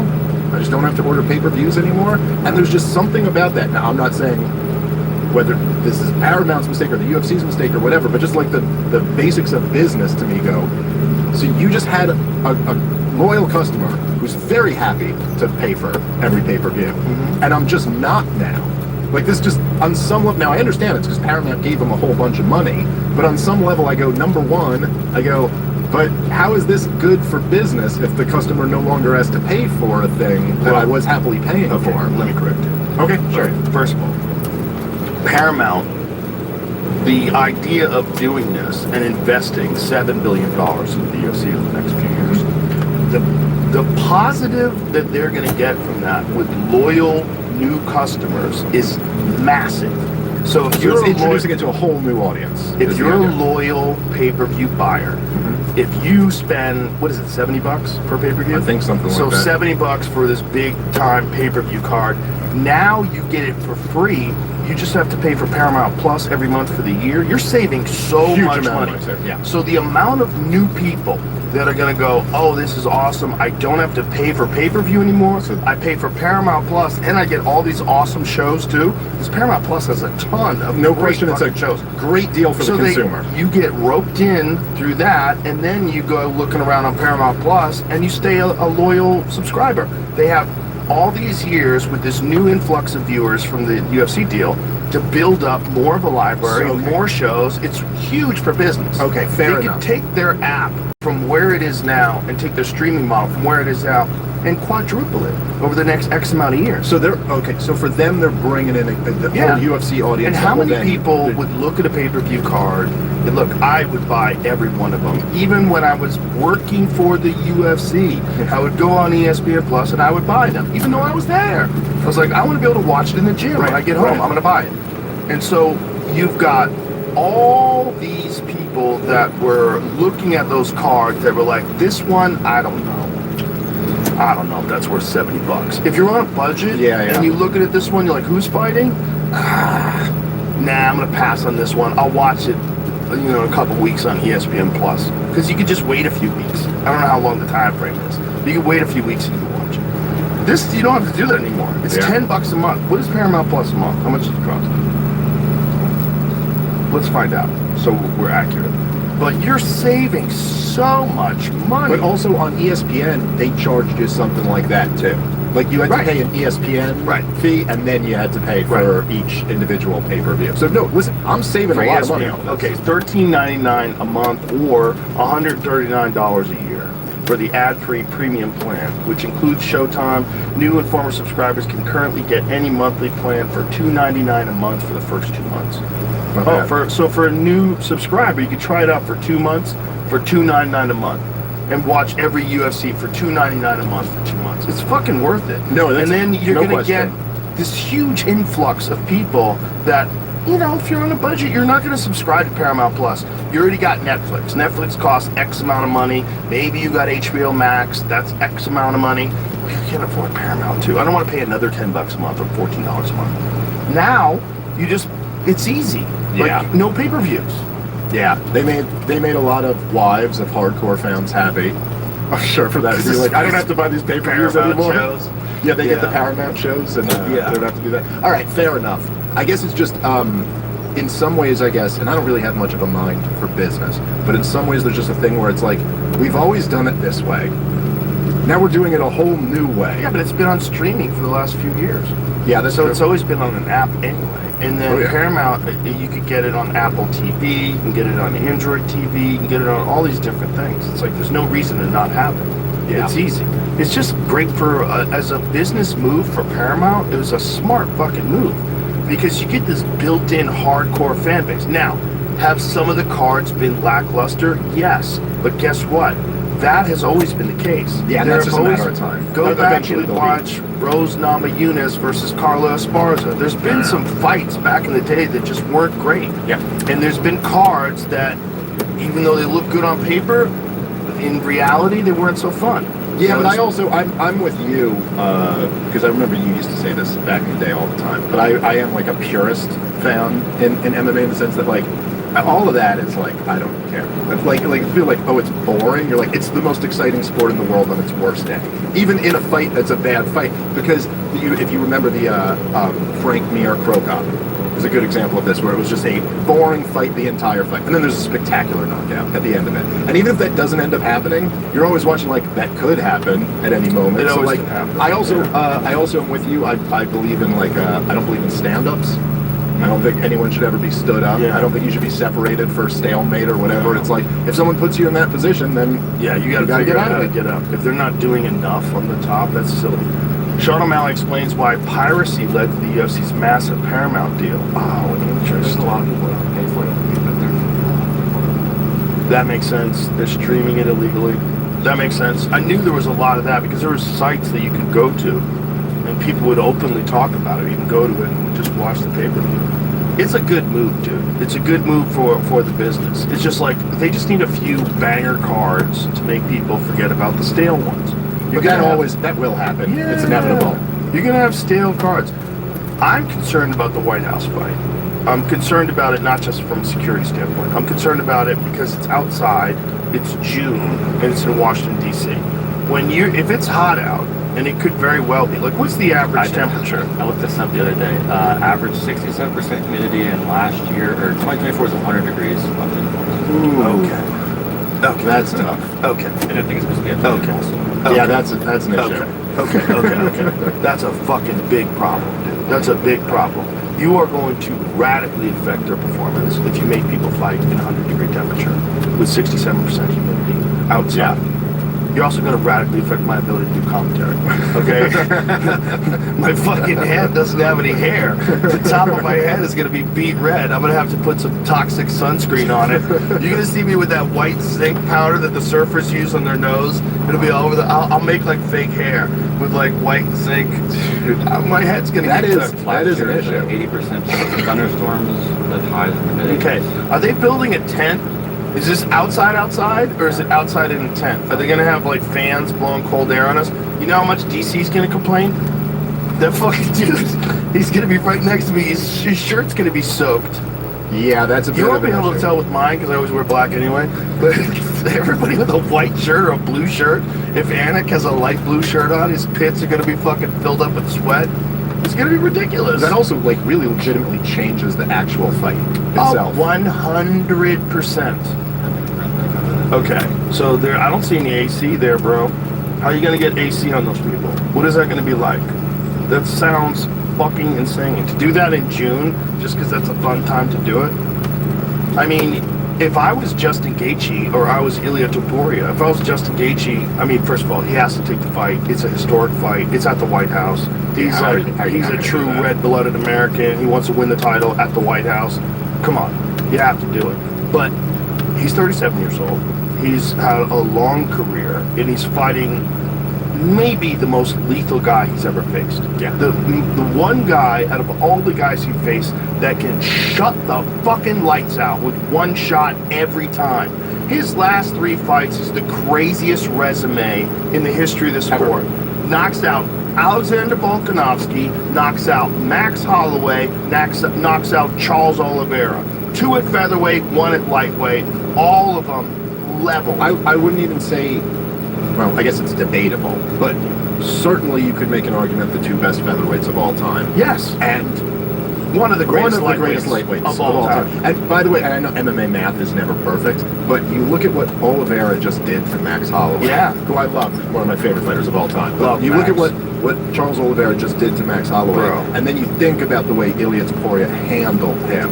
Flatlined him in the first round. And not what was, to me, almost as impressive as the knockout was handling him on the ground. Yeah. Past his guard.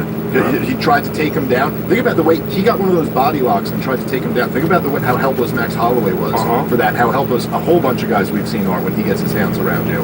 And Ilia Topuria, he tried to do that. He ends up on top and passes his guard right away. Also, he ate a really clean elbow early in that fight and just was like nothing. Like, shook it off like it was nothing. He's a special talent. So, but then again, when you are dealing with special talents and great fighters like Justin, who this is probably his last opportunity to fight for the title, I want that under the perfect conditions. Yeah, I want that to be in an arena where it's 72 degrees and air conditioned. I don't want it to be outside. I don't want there to be any additional stress or distractions because you're warming up at the White House. Like, what do you have? Tents with mats on them, and these guys are going to be slipping around in puddles of sweat. Or shadowboxing in the Situation Room before you come out. Who's going to slip on sweat and blow their ACL out?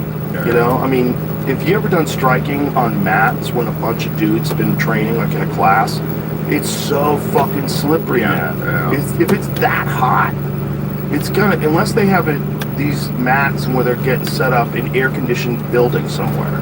Unless they have a facility. Maybe they can do that. I hope they think that through. I hope they prepare it. It's just, I don't like, I like the idea that it's like this big celebration of the UFC, that the president loves the UFC so much, wants to do it at the White House. But in practice, I don't like it at all, because you've got 2 world titles. You know, you've got the interim heavyweight world title, and then you've got this world title with Justin and Ilya at 55. I don't like it. I want those to be at the T-Mobile. I want those to be at the Madison Square Garden Arena. I want those to be somewhere dope. The TD Garden in Boston. Put it in a fucking real arena where it's air conditioned, damn it. Yeah. These are amazing fights. I don't want anybody fighting when it's 100 degrees outside. That's also crazy. And correct me if I'm wrong, but also I would think you're going to get sweaty so quick in weather like that, and that is a big deal for like grappling and stuff like that. I mean, like, that's a huge 100%. advantage if you're trying to not get grappled by someone. Here's another factor. These are people that just were radically dehydrated 24 hours ago, and then you're asking them to compete in a sauna. You're basically asking them to fight in a sauna. That is still so crazy to me, that there's not a way that we can just get 2 guys who weigh 180 pounds to fight at 180 pounds. I've had And this conversation with them. instead we have to have 2 guys who weigh 180 pounds cut down to 150 pounds and then rehydrate up to 180 pounds to fight at 180 pounds. And weaken themselves, like radically weaken themselves. I see those guys the day they weigh in.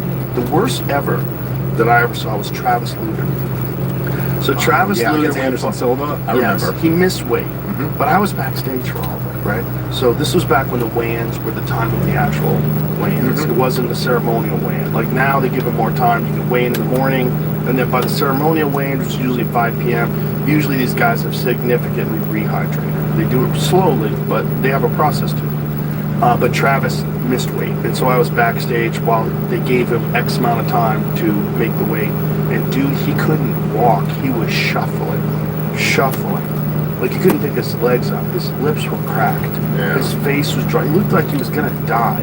He looked like a guy who had been shipwrecked, you know, and like lost at sea and just drinking his own piss for a week. And they finally rescued him. That's what it looked like. Right, he was dying, I guess, right? I mean, that is what you're looking at. And then 24 hours later, he has to fight the greatest middleweight of all time. He has to fight Anderson motherfucking Silva in his prime. And for that being the story, did remarkably well in the fight. I mean, he got viciously elbowed. What was it? He was elbowed in the triangle. Yeah, it was hard. That would not have happened if Travis wasn't compromised. Travis was a real problem back then. Yeah. And he was one of the best jiu-jitsu guys to ever compete in MMA. And he was stylistically kind of like the best shot against Anderson Silva at that time. Exactly. And because Anderson Silva just looked untouchable. And he got him down and got him into good positions a few times. Even though he was fucked from the weight cut. But the thing was, he never made the weight, so even if he beat him, he wouldn't have gotten the title. Yeah. The whole thing was fucked. Yeah. But it's like, I've advocated for, there's a solution. One of them is multiple weight classes that are additional to what we have. Have one at least every 10 pounds, and it probably should be more. And a lot of people push back against that, but listen, 10 pounds for an elite athlete is a big fucking deal. 20 pounds is crazy. So when you go like 85 to 205, that's crazy. Yeah. That's too much weight. It's too much of a gap. You could have multiple champions in between those weight classes, and it's just better for the sport overall. You've got more champions, you've got more champion versus champion matchups you can make. Well, it also, first of all, it's very unhealthy and dangerous, and that's the biggest issue. But then it also makes it a thing where it's like, now there's two factors. It's not just who's the best fighter. It's also who's the best at dehydrating themselves, losing a ton of weight, and rehydrating themselves. And also, I think, like I've heard GSP say before that like some people are just naturally better at that. Yep. Some people just fluctuate in weight more. Some people can lose a lot of weight and then gain it all back the other day. And he used to always say, I just can't do that. Like I'm not a guy who can do that. But I think all of it, we just want to see who the best fighter is. Exactly. We don't care about who's the best at dehydrating. Anything that it hampers your ability should be removed from the equation, especially if it's something like this. But there's a solution. First of all, there's a real silliness to the MMA weight classes. And when I say silliness, our names that we use have been owned by boxing for more than 100 years, and the names that we use are for different weight classes than boxing uses. Yeah. That's dumb. Yeah. That is dumb as shit. Like, if you want to have a 170-pound champion, fantastic, but don't call it a welterweight. Because welterweight is 147. Right. It's been 147 for over 100 fucking years. The fact that you have a 147 champion and you call that, or 145 champion, you call that a featherweight. Featherweight is 126. Yeah. That's what it's been in boxing. Julio Cesar Chavez was the champ of 135. 135. Lightweight's 155 in the UFC. Like, come up with your own names. Yeah. Why do we still have these stupid I never names? thought about that. It's a good point. They attached these names to it when they first started developing weight classes, because it used to just be one weight class. Oh, another one on this.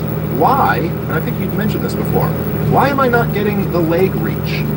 They do that sometimes. Do they? Yeah, they do. Because I've seen like, but on the regular tail of the tape, it'll still just be reach. Where it's Yeah. like, but in this, because that actually, for MMA, that's such a huge deal. Sure. Like it's such a huge, because like if you're kicking. Yeah, if you're in kicking range of me, but you know what I mean. But you can't touch me. Your jab doesn't matter as much as in boxing. You know. Right. And some guys, they have really long legs for their torso. And Right. Like my friend Larry, Jones from my Taekwondo days, he had this short torso. What is this? The reach is longer than Stipe. Whoa, that's crazy. Is that right? That's crazy. Stipe just has a way longer torso? That's nuts. Oh wow! Yeah, Yeah, that's crazy. Well, Aldo was such a good kicker. That's probably part of the reason why. My friend Larry had this short torso, like really short torso. He was like 6'3". He was all legs, and he was this insane kicker. He was like a freak, like he was made in a lab. And when guys would fight him, like you'd see guys in tournaments fight him, they'd be like, "What the fuck am I gonna do with this?" Because his reach was so nuts, and he was so fast with his kicks, and you couldn't get anywhere close to him if you were in his weight class and you were normally built. Right. He was built like his torso was shorter than mine, but these crazy long legs and long arms. Yeah, Like that's some people are just built certain ways, and for striking, it's a giant problem. There's another thing that makes Ilya Topuria so fucking unbelievably impressive. He's not tall at all, Yeah. you know, and he's just flatlining people. Oh, I mean, Charles Oliveira looked so much bigger than him in that fight. So much bigger than Max too. Yeah. Oliveira is big. It's like, look, the sport's fine. It's not in trouble. The sport's not in trouble. The heavyweight division's in trouble. The heavyweight division's kind of fucked. It's in a weird situation. The Alex Pereira thing is very interesting. Alex Pereira versus Cyril Gane is very, very, very interesting, because Cyril Gane is a problem. That guy's a problem. He's super athletic. He's really fast. He's super skillful with his striking. His Muay Thai is absolutely elite. And he does a lot of things different than what a lot of people do. And has anyone, because even Francis, like I was saying before, grappled with him a lot in that fight. Obviously, John Jones took him down and choked him. But has anyone really stood toe-to-toe and beat him? No one's beat him up toe-to-toe. Tai Tuivasa went toe-to-toe with him and tried to, but he got lit up. Yeah. Dude, Cyril Gane is a problem. And even in the little bit with Tom Aspinall, it looked He like was winning. he's tough. He's tough to fight like that, man. Not just tough, he was like getting off on Aspinall, and it didn't look good for Aspinall. I mean, it's very unfortunate that he got his eyes poked. I mean, that we really never got to see what happens if you drag Cyril deep water. The way Tom would adjust it for the second round or third round. Which we've never really seen out of Tom either. It was very interesting that we got robbed of that, you know. Yeah, but we got robbed of that. And poor Tom, he's had 2 fucking eye surgeries, and then he felt like the UFC disrespected him. The whole thing's a mess. Well, It's I a don't know mess. about the UFC, but a lot of fans did disrespect him. I saw that, which is crazy. It's just like, this is really stupid. We talked about this last night. It should be 1 point, period, if you poke someone in the eyes. If you poke someone in the eyes, 1 point. Well, especially if the fingers go in the eyes. If it's like a glancing thing like that, maybe get a warning. But in a nut shot, straight nut shot, 1 point. The glancing thing, maybe a warning. I was thinking that could be up to the judge's discretion upon view of the replay. Yeah, well, the thing is that, and we were talking about this last night. If you land a nut shot and it's accidental, as it almost always is, you know what I mean? You're trying to throw an inside leg kick and Unless comes Derek up Lewis. well, okay, maybe not. I said almost always. But so I just see this all the time in MMA. It's the first one. It was an accident. This guy gets kicked in the nuts. He needs a few minutes. Usually they don't take the full 5 or whatever they're offered, and then you just go back.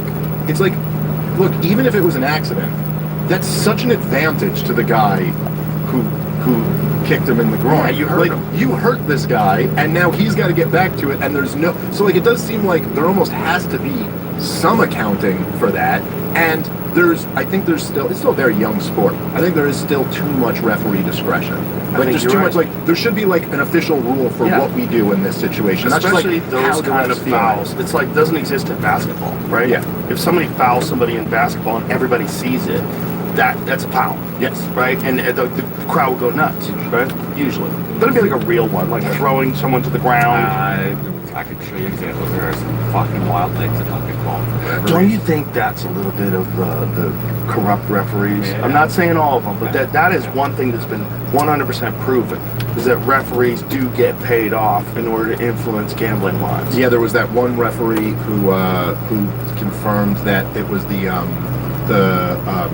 Sacramento Kings versus the Lakers, which was like a series that was like notoriously, like, everyone was like, yo, it was crazy. They didn't call any of these fouls on the Lakers, and they called all of these fouls, and then a ref came out and was like, oh yeah, that's weird. And it does kind of make sense, because it was the Shaq and Kobe Lakers. Mhm. You got to get them in the finals, dude. Yeah. It was big money. God, that's so His defense weirdly was like, no one told us what to do, but you kind of know what they want, so you sort of do it, and then you keep put on good games, and you keep getting the good stuff. hang him. Public hanging. Fuck you. But we can deal with Congress's insider trading, but basketball must be a Bad fair judges football, hanging. it's all- Hang them all in front of the kingdom. All right, dude. Anything else before we wrap this up? No, thank you for letting a non-expert talk MMA with you I so much. love talking to non-experts. Dude, thank you so much for everything, as My always, pleasure, dude. brother. You're Thank the fucking man. I love You're you, the dude. fucking man too. I love you too. We'll have fun tonight, right? Are you coming? You I leaving? gotta go right You gotta to the go. airport. Ah, damn, last night was fun. There was a lot of...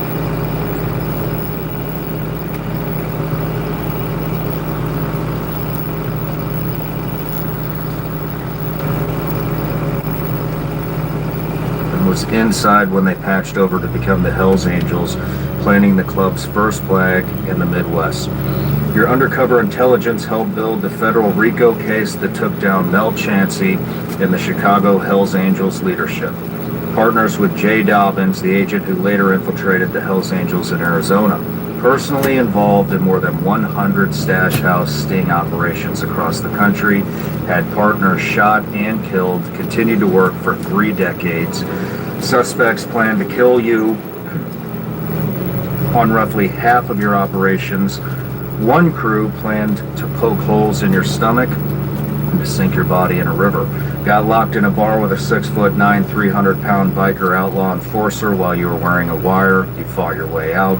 Your stash house operations cut shootings in half in Oakland, made 70 arrests in Phoenix, became a public face of ATF's defense against entrapment and racial bias allegations from federal judges, and today you're retired, outspoken, and ready to tell the story you couldn't tell for 30 years.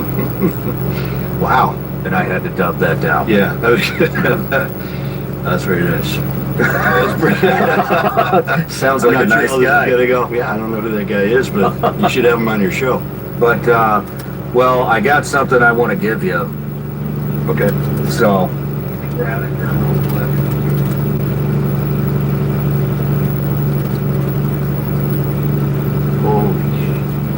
so, I've always, well, never in a million years would I think I would be willingly giving an ATF agent a short barrel rifle And a suppressor. I love it. So, I got some buddies over at SIG. One really good buddy, his name's Jason. He's the VP of marketing over there. That is And, a fantastic platform.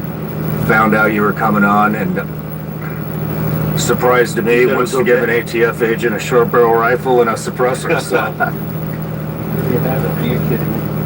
have you familiar with that? Not this particular shooter, no. But the platform, absolutely. I can see. Hearing out the optics. We're gonna break it in today. You're gonna love it. Awesome. You're gonna fucking love that thing. My brother, this is absolutely good. I got a quick SIG story, I'll tell you that, and this is, I love SIG, first of all. So, we transitioned from wheel guns, and our first semi-autos was SIG Hour, and I had a 226. And You used the 226? I love it. Oh, I used the 226. So I was in it right after we did the transition, to semi from the wheel gun. We were unfortunately in a shooting in Joliet, Illinois, and so everything was fine on the shooting. Get back shooting review team comes out. They didn't care about anything other than, did you decock before you put it back in the holster? And I was like, well, what about the guys that were shooting at us? They're like, yeah, whatever.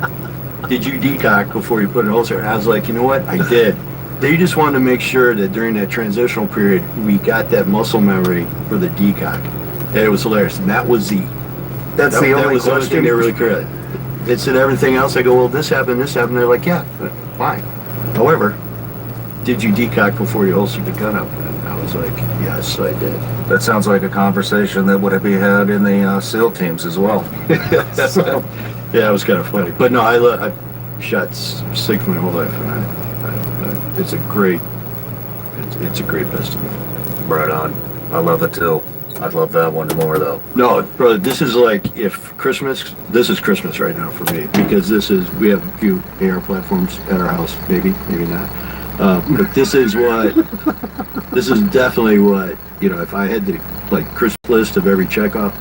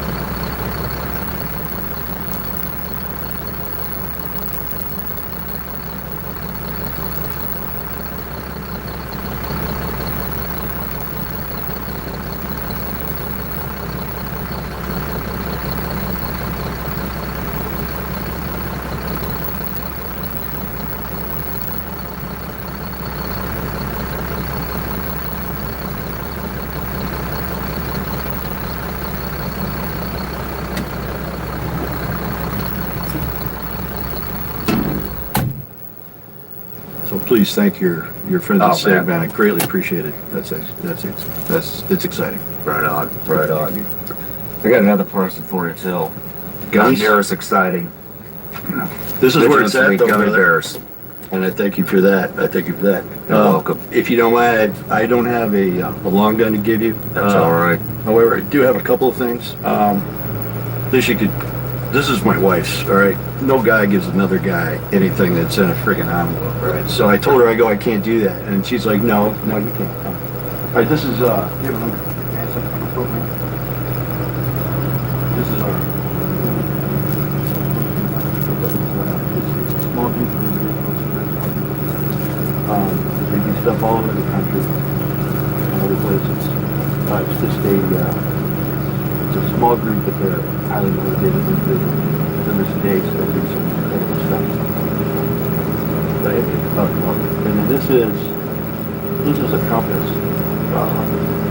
Guy is, especially with your stuff when it comes to exploitation of children that you've been doing and stuff like that.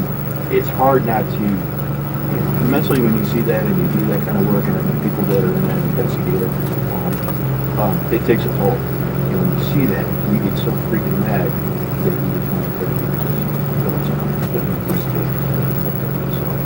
so this is a compass, and the inscriptions first seek the counsel of the Lord. And so that's a Bible verse that King Jehoshaphat was asked to participate in a war with the king of Israel. And he said, okay, but first seek the counsel of the Lord. The king of Israel did, and they're asking.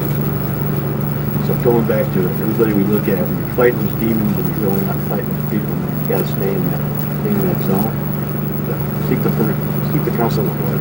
I can tell you from my own experiences, that really is something else. It gives you a sense of peace and more direction. Good luck with all of it. I'm glad you're in the fight. That's heartfelt. Thank you. That means a hell of a lot. Thank you. Thank you. One more thing. Sure. Before we get going, I got a Patreon account. Okay. It's a subscription account. They're the reason that we get to sit down here today, so they get the opportunity to ask every single guest a question. This is from James Cutbirth. What key lessons from your career would you impart to current law enforcement professionals, and how was your perspective on redemption and second chances evolved when reflecting on individuals who, like Mel Chancey, have left that lifestyle behind?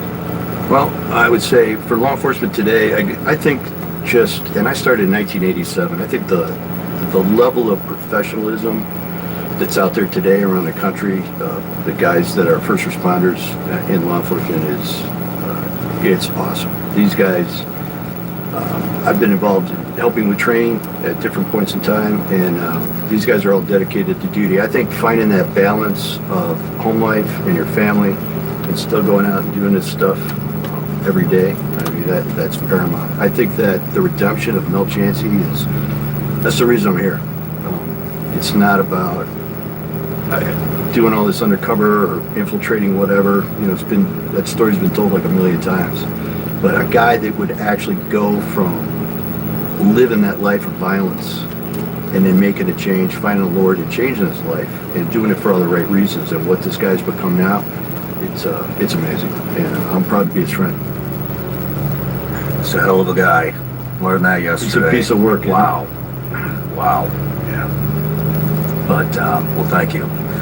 So this is a little off topic before we get into your story, but I was reading something or talking to somebody, I can't remember, maybe a couple weeks ago, and it was about undercover agents, federal agents, state, well, whatever, local police, ATF, CIA, DEA, and it was talking about AI and facial recognition, and it actually was a conversation with somebody,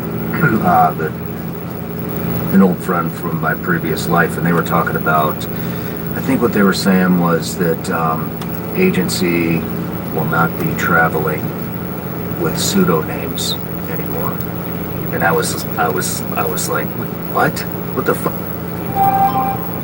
What do you mean they're not traveling with pseudonames? And then it went into facial recognition and AI and how easy it is to dig shit up on people, and basically said that everybody will be traveling under true name, and there may not be undercover agents much longer. Yeah. Have you heard of this? Yes and no. I think the people that the AI stuff has just exponentially exploded across the board, and from a security standpoint, law enforcement is always like a step behind because they're trying to generally catch up to whatever the current things are that are going to be a threat to us, is what we do. And I know there's guys now in our program, the undercover program, advanced undercover program, they're working on how we're going to deal with that and the steps we're taking so far to kind of what can we put out? But it like we were saying, exponentially so fast has grown so quickly. It's very, very, very difficult, and it will be harder to do. If you're in the short, like you're just in like a town and you're just buying a couple guns off a gangbanger, or you're buying dope on a smaller scale, you're probably not going to run into it, but you will run into it when you start to do organized groups, because at the end of the day, they're doing their homework on us every day. They learn how we do. If you talked to Mel yesterday, he was like, I know about RICO. I was trying to avoid RICO. Well, we still got you anyway, because you didn't think it quite all the way through, and so we were able to get you.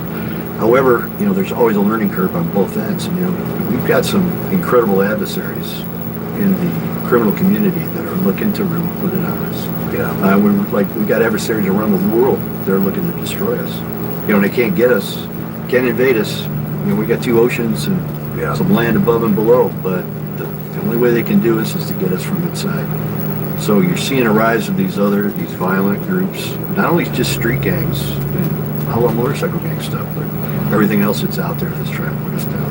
Man, it's pretty crazy how fast the technology is developing and what it's affecting. That's just something I never thought I'd hear. Exactly. I mean, our backstopping used to be you got a criminal history and an undercover driver's license, and you were good to go. If somebody had the ability to run like a credit history, we were backstopped up all through that. You could do a pretty decent deep dive into somebody from where it was before when I first started working, and up until the point where I retired. It's really like it's kicked off in the last 4 or 5 years. Wow. Just immensely. But the people we had worked a lot with some people in Bragg and stuff, and helped craft those backstopping measures for different groups, and including ours. Gotcha. Man, I mean, with the facial recognition, I mean, if you had any social profile as a kid, by the time you graduate the academy for ATF, I mean, you're wrecked, you're fucked. You're totally screwed. Yeah, you really are, and it's like I have nothing. So if you want to, so what he was saying, I have no social media. I mean, I creep on my wife's every now and then and see what like everybody in high school is doing, but beyond that, I don't do any of that stuff. Yeah, I hunker down. Good for you. Got my own little say so. You, however, I think really, you can't even have an opinion anymore without somebody wanting to tear your throat out or kill you. Oh yeah, tell me about it. Yeah, I'm sure, fucking and I know. Crazy. Yeah. If you don't think like me, fuck you. Yeah, I'm gonna kill you. Fine. Like, okay, well, bring fuck a friend. You too. Oh my God. Well, and that's it. I mean, that's what in my opinion, it's just like the way. Again, you can't invade us. Our adversaries around the world that want to see us fail, they can't invade us. They cannot take us. They cannot beat our freaking military. Yeah. They cannot. But they can put fentanyl into our country. Yeah. And the bureau can let every criminal out of the Venezuela prison and move them into the United States. That's that slow erosion of our country that is happening, and people are just oblivious to it. And the propaganda too, the mod armies, I know, brother. narratives. It's warfare's definitely changed. That's for damn. Oh, no doubt. But you look at, like, I have a nephew that's over there now doing stuff, and I'm proud as hell of him. He's proud of hell to be there. Yeah.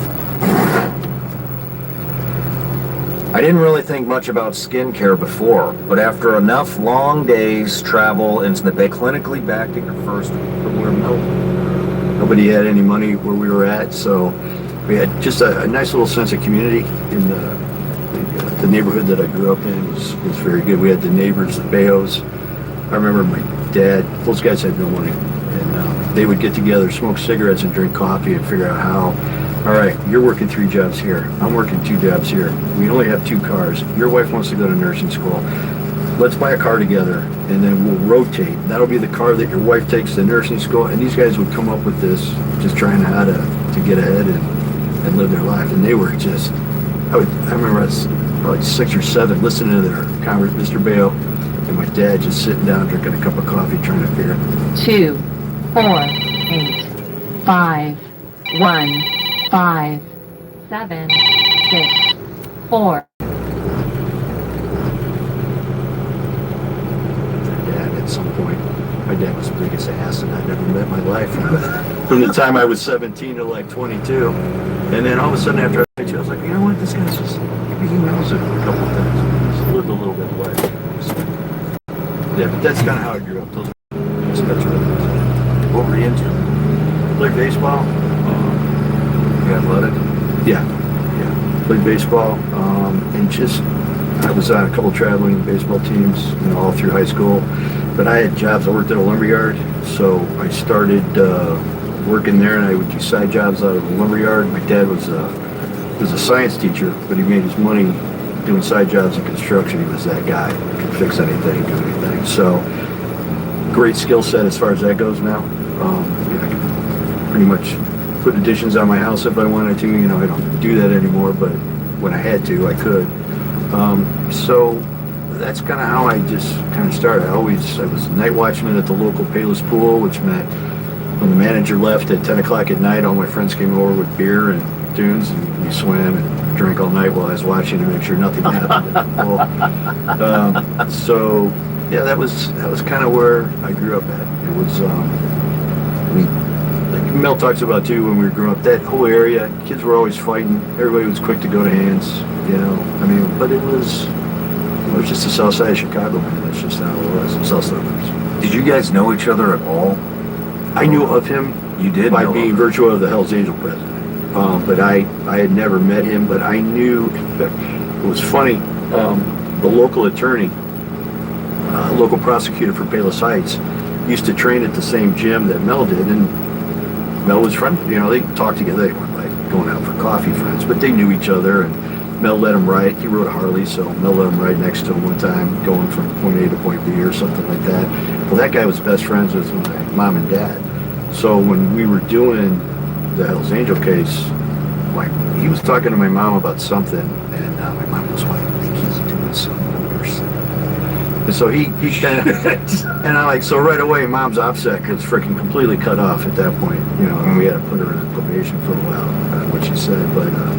But that was, in that community, everybody kind of knew each other, you know, and you knew who the asshole kids were, and you knew who the good kids were, and you know, you tried to stay away from the asshole kids, but you know, you tend to run around with them a little bit from time to time. So yeah, so that was kind of where both of us grew up at.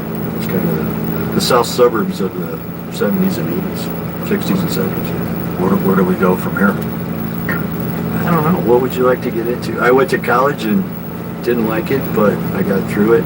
I have a degree in environmental studies, biochem, but I knew there was no way I wanted anything to do with that.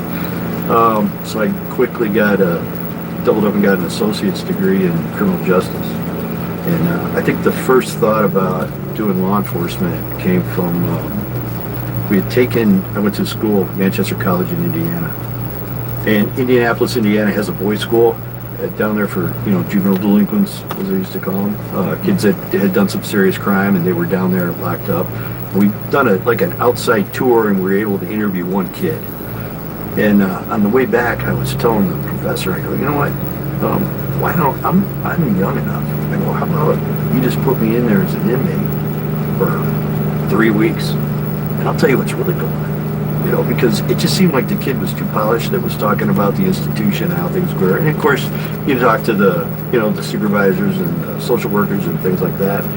But I was like, man, you really want to know what's going on? Well, put me in there. And he's like, would you go? And I go, in a minute, no problem. So we get back to college, and he goes, I'm going to run it up the chain and see what happens. I'm like, all right. So I'm getting kind of excited. I'm like, man, I'm going to go down there and I'm locked up and see what happens and see what I can learn. And I meet him like the night. He goes, there's no fucking way they're going to let you go down there and be locked up in this place. I go, come on, man, I'll sign our thing and get out. And so that was my first, if you really want to know what's going on, you know, go out and meet these guys face to face and figure it out. How old were you then? 19, 20. Shit, so you wanted to do undercover work? Yeah, I didn't really know that, but what that was, but I thought, what better way? You know, I can listen to a million guys tell me what time of day it is about something over here. Well, you've never been there. So, you know, what if we go there, just take a look and figure it out? So, it seemed like a better option. Did you have any ambition to be a law enforcement officer as a kid? I took a vice and drug abuse class, and the guy that did it was a Cook County Sheriff's deputy that was doing undercover, and he was telling a couple stories, and I was like, oh yeah, this. And then my baseball coach was a Chicago Police Department violent crimes detective, and he was just this good-looking, ages Rico Suave kind of guy. He just was such a good man, a great coach. And I told him, after listening to a couple stories, I was like, Pete, I think I want to be a cop. He goes, you want to go to the feds? He goes, don't. He goes, Chicago's done. And this was like 1976. He goes, don't go to the city. He goes, try for the federal government. And I was like, all right. So I had no idea I would end up doing that, but just how that guy's persona was, who he was as a person, and how he carried himself, I was like, that I would want to be that guy. He was no nonsense, but very fair. And then our youth group at church, we had a female police officer, Sue Gott, who was, she ended up retiring as a lieutenant, suburban department. Another I just liked the way they had that calm around them. They weren't flying off the handle and getting all spun up on stuff. They just had an easygoing, problem-solving type mentality, and I thought, I think I want to be like that. So that was kind of like, for me, that's kind of got me into it. Right on. Why did you pick the ATF? I had, my ex-brother-in-law was with DEA in Miami back in the cocaine cowboy days. Holy shit. And, I'll bet he's got some fucking stories. Yeah, he's got a couple. He transferred DEA up to Detroit, and then he wanted to get back to Chicago. And Chicago ATF was hiring at the time, and so they took him as a lateral. So when he got to ATF, he really didn't know a lot about ATF. He worked with them in Florida, in Miami back in the day, but said didn't know a lot of the guys or stuff. And he got in, he goes, man, this is awesome. He goes, this is like freaking, we're small. He called it the Marine Corps of Federal Law Enforcement. He goes, you got no money, no support, but hey, can you go out here and kick ass and get with these freaking most violent guys and put them in jail? And he dug it, and I thought, all right. And then I had another friend that was a Cook County State's attorney. His brother was an ATF agent up in Rockford, Illinois. So I talked to him about it, and he says, man, best job ever. And I'm like, wow. So I just, right place at the right time, got an application in, took the test, and it took me about 2 years to finally get hired. Really? What took so long? Just it was background checks. Yeah, it was background check stuff, and then there was a hiring freeze, I think in '85 or '86. They weren't putting people on, so had to wait for that to end, and then ATF mass hired between '86 and probably '90. They put on a lot of people. Finally got the okay to do it. And put a lot of people on. We were doing pretty good. Agent-wise at that point, I think we had maybe 2,300 agents around the country at that point, at the most, and we still don't have pretty much 2,300 agents around the country. We've always been that political football, Gotcha. The three largest lobbying groups, alcohol, tobacco, and firearms in D.C. So it was always in their best interest to keep us functioning, but let's not give them a lot of money. I think Reagan actually was going to disband us at one point, and we had two agents that were working the South Florida Violent Crimes Task Force during the Colombian Marilito Cuban War, the cocaine cowboys days. And we had two agents get killed down there undercover while they were doing the job. And they had gotten rift notices that basically they're going to disband ATF at some point here. And these guys went out and did the job anyway. And I was like,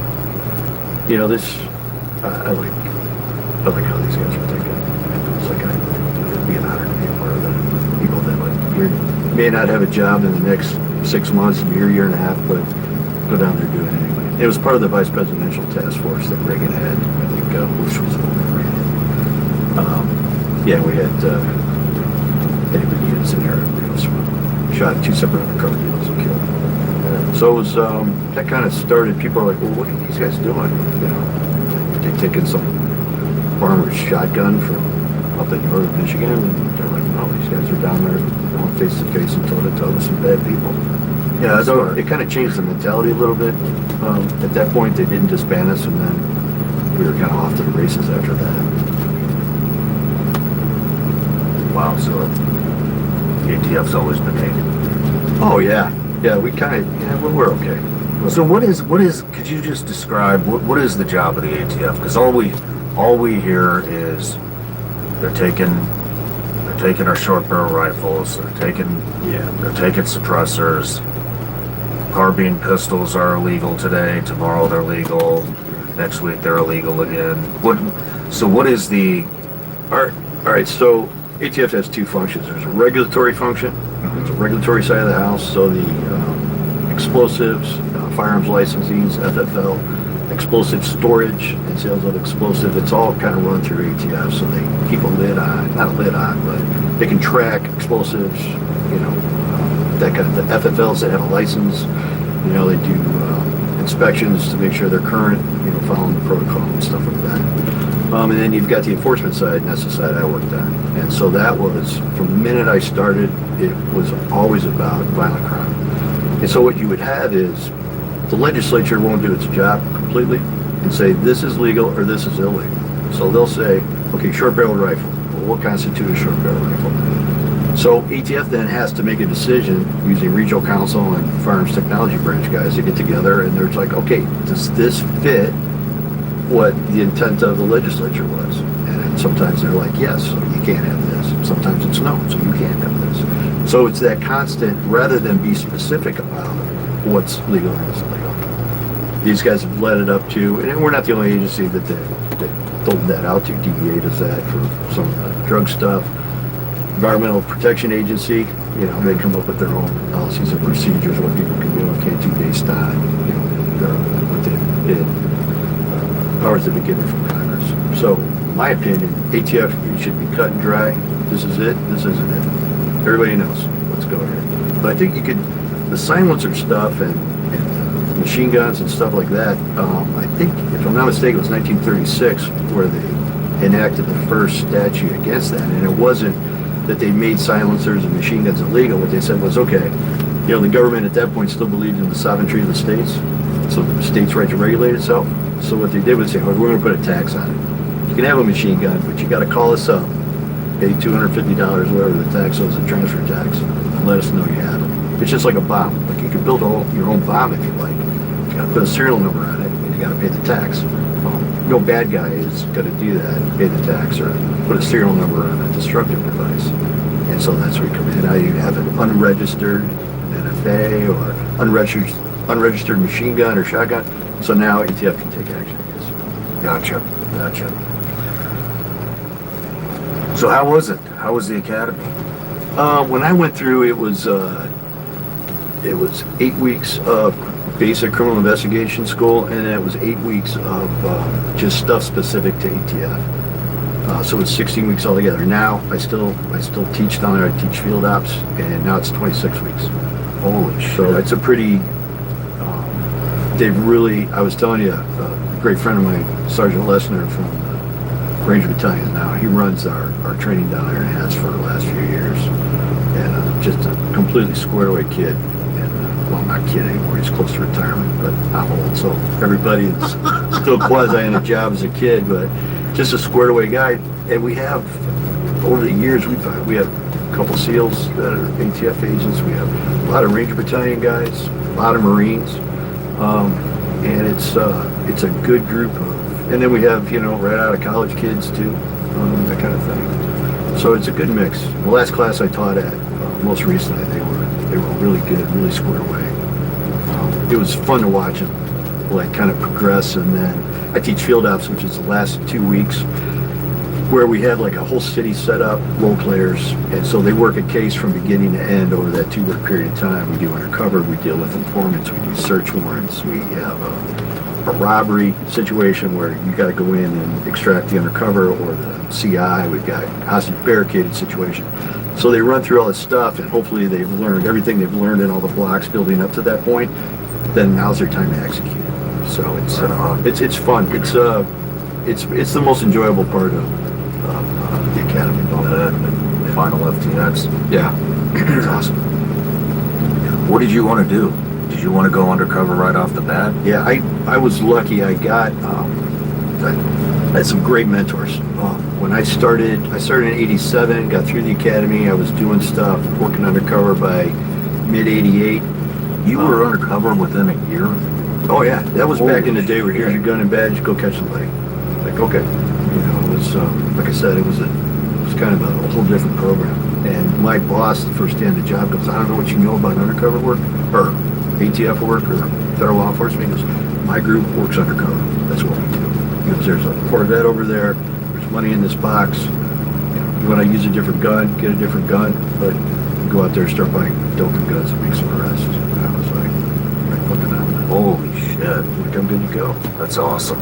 And then there was a guy, John Rotuno, which was probably, we have some great undercover agents in ATF. Nobody hears about them or anything, but I look at those guys and they're just unbelievable what they've done.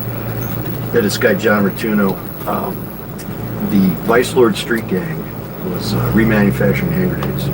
And so what they're doing, they're going to an Army surplus shop and they get the Mark Deuce, you know, the rag from World War II. They buy a bunch of those. And then they would also buy the old smoke grenade fuses, which are completely different than an actual hand grenade fuse. This has a timer, this one doesn't. So when they repacked all the black powder that they did in the hand grenade, and they screwed in this fuse, 3 guys showed up to the hospital with half their face blown off, their arm gone because they pulled the thing and thought, watch this, you know, this will be funny, hold my beer. And then the thing goes off immediately because there's no delay.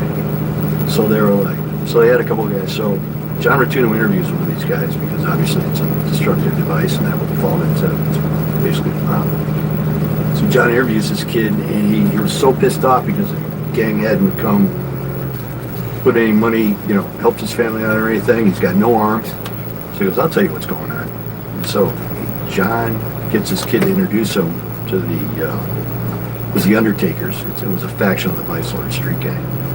And we were showing up, Chicago PD was picking up these devices that had exploded. Obviously they found some way to get it away from them before it blew them up. So what they started doing was they put everything in a ball mason jar and screw the top on. They pull a pin, and then they would throw the mason jar. It would break, and then the poon would expel, and it would set off the bomb. So that's how they were reconfiguring their hand grenades. So John gets introduced to these Undertaker Vice Lords, and he starts buying these remanufactured. They had like 60 of them. So John bought immediately. You got to get that.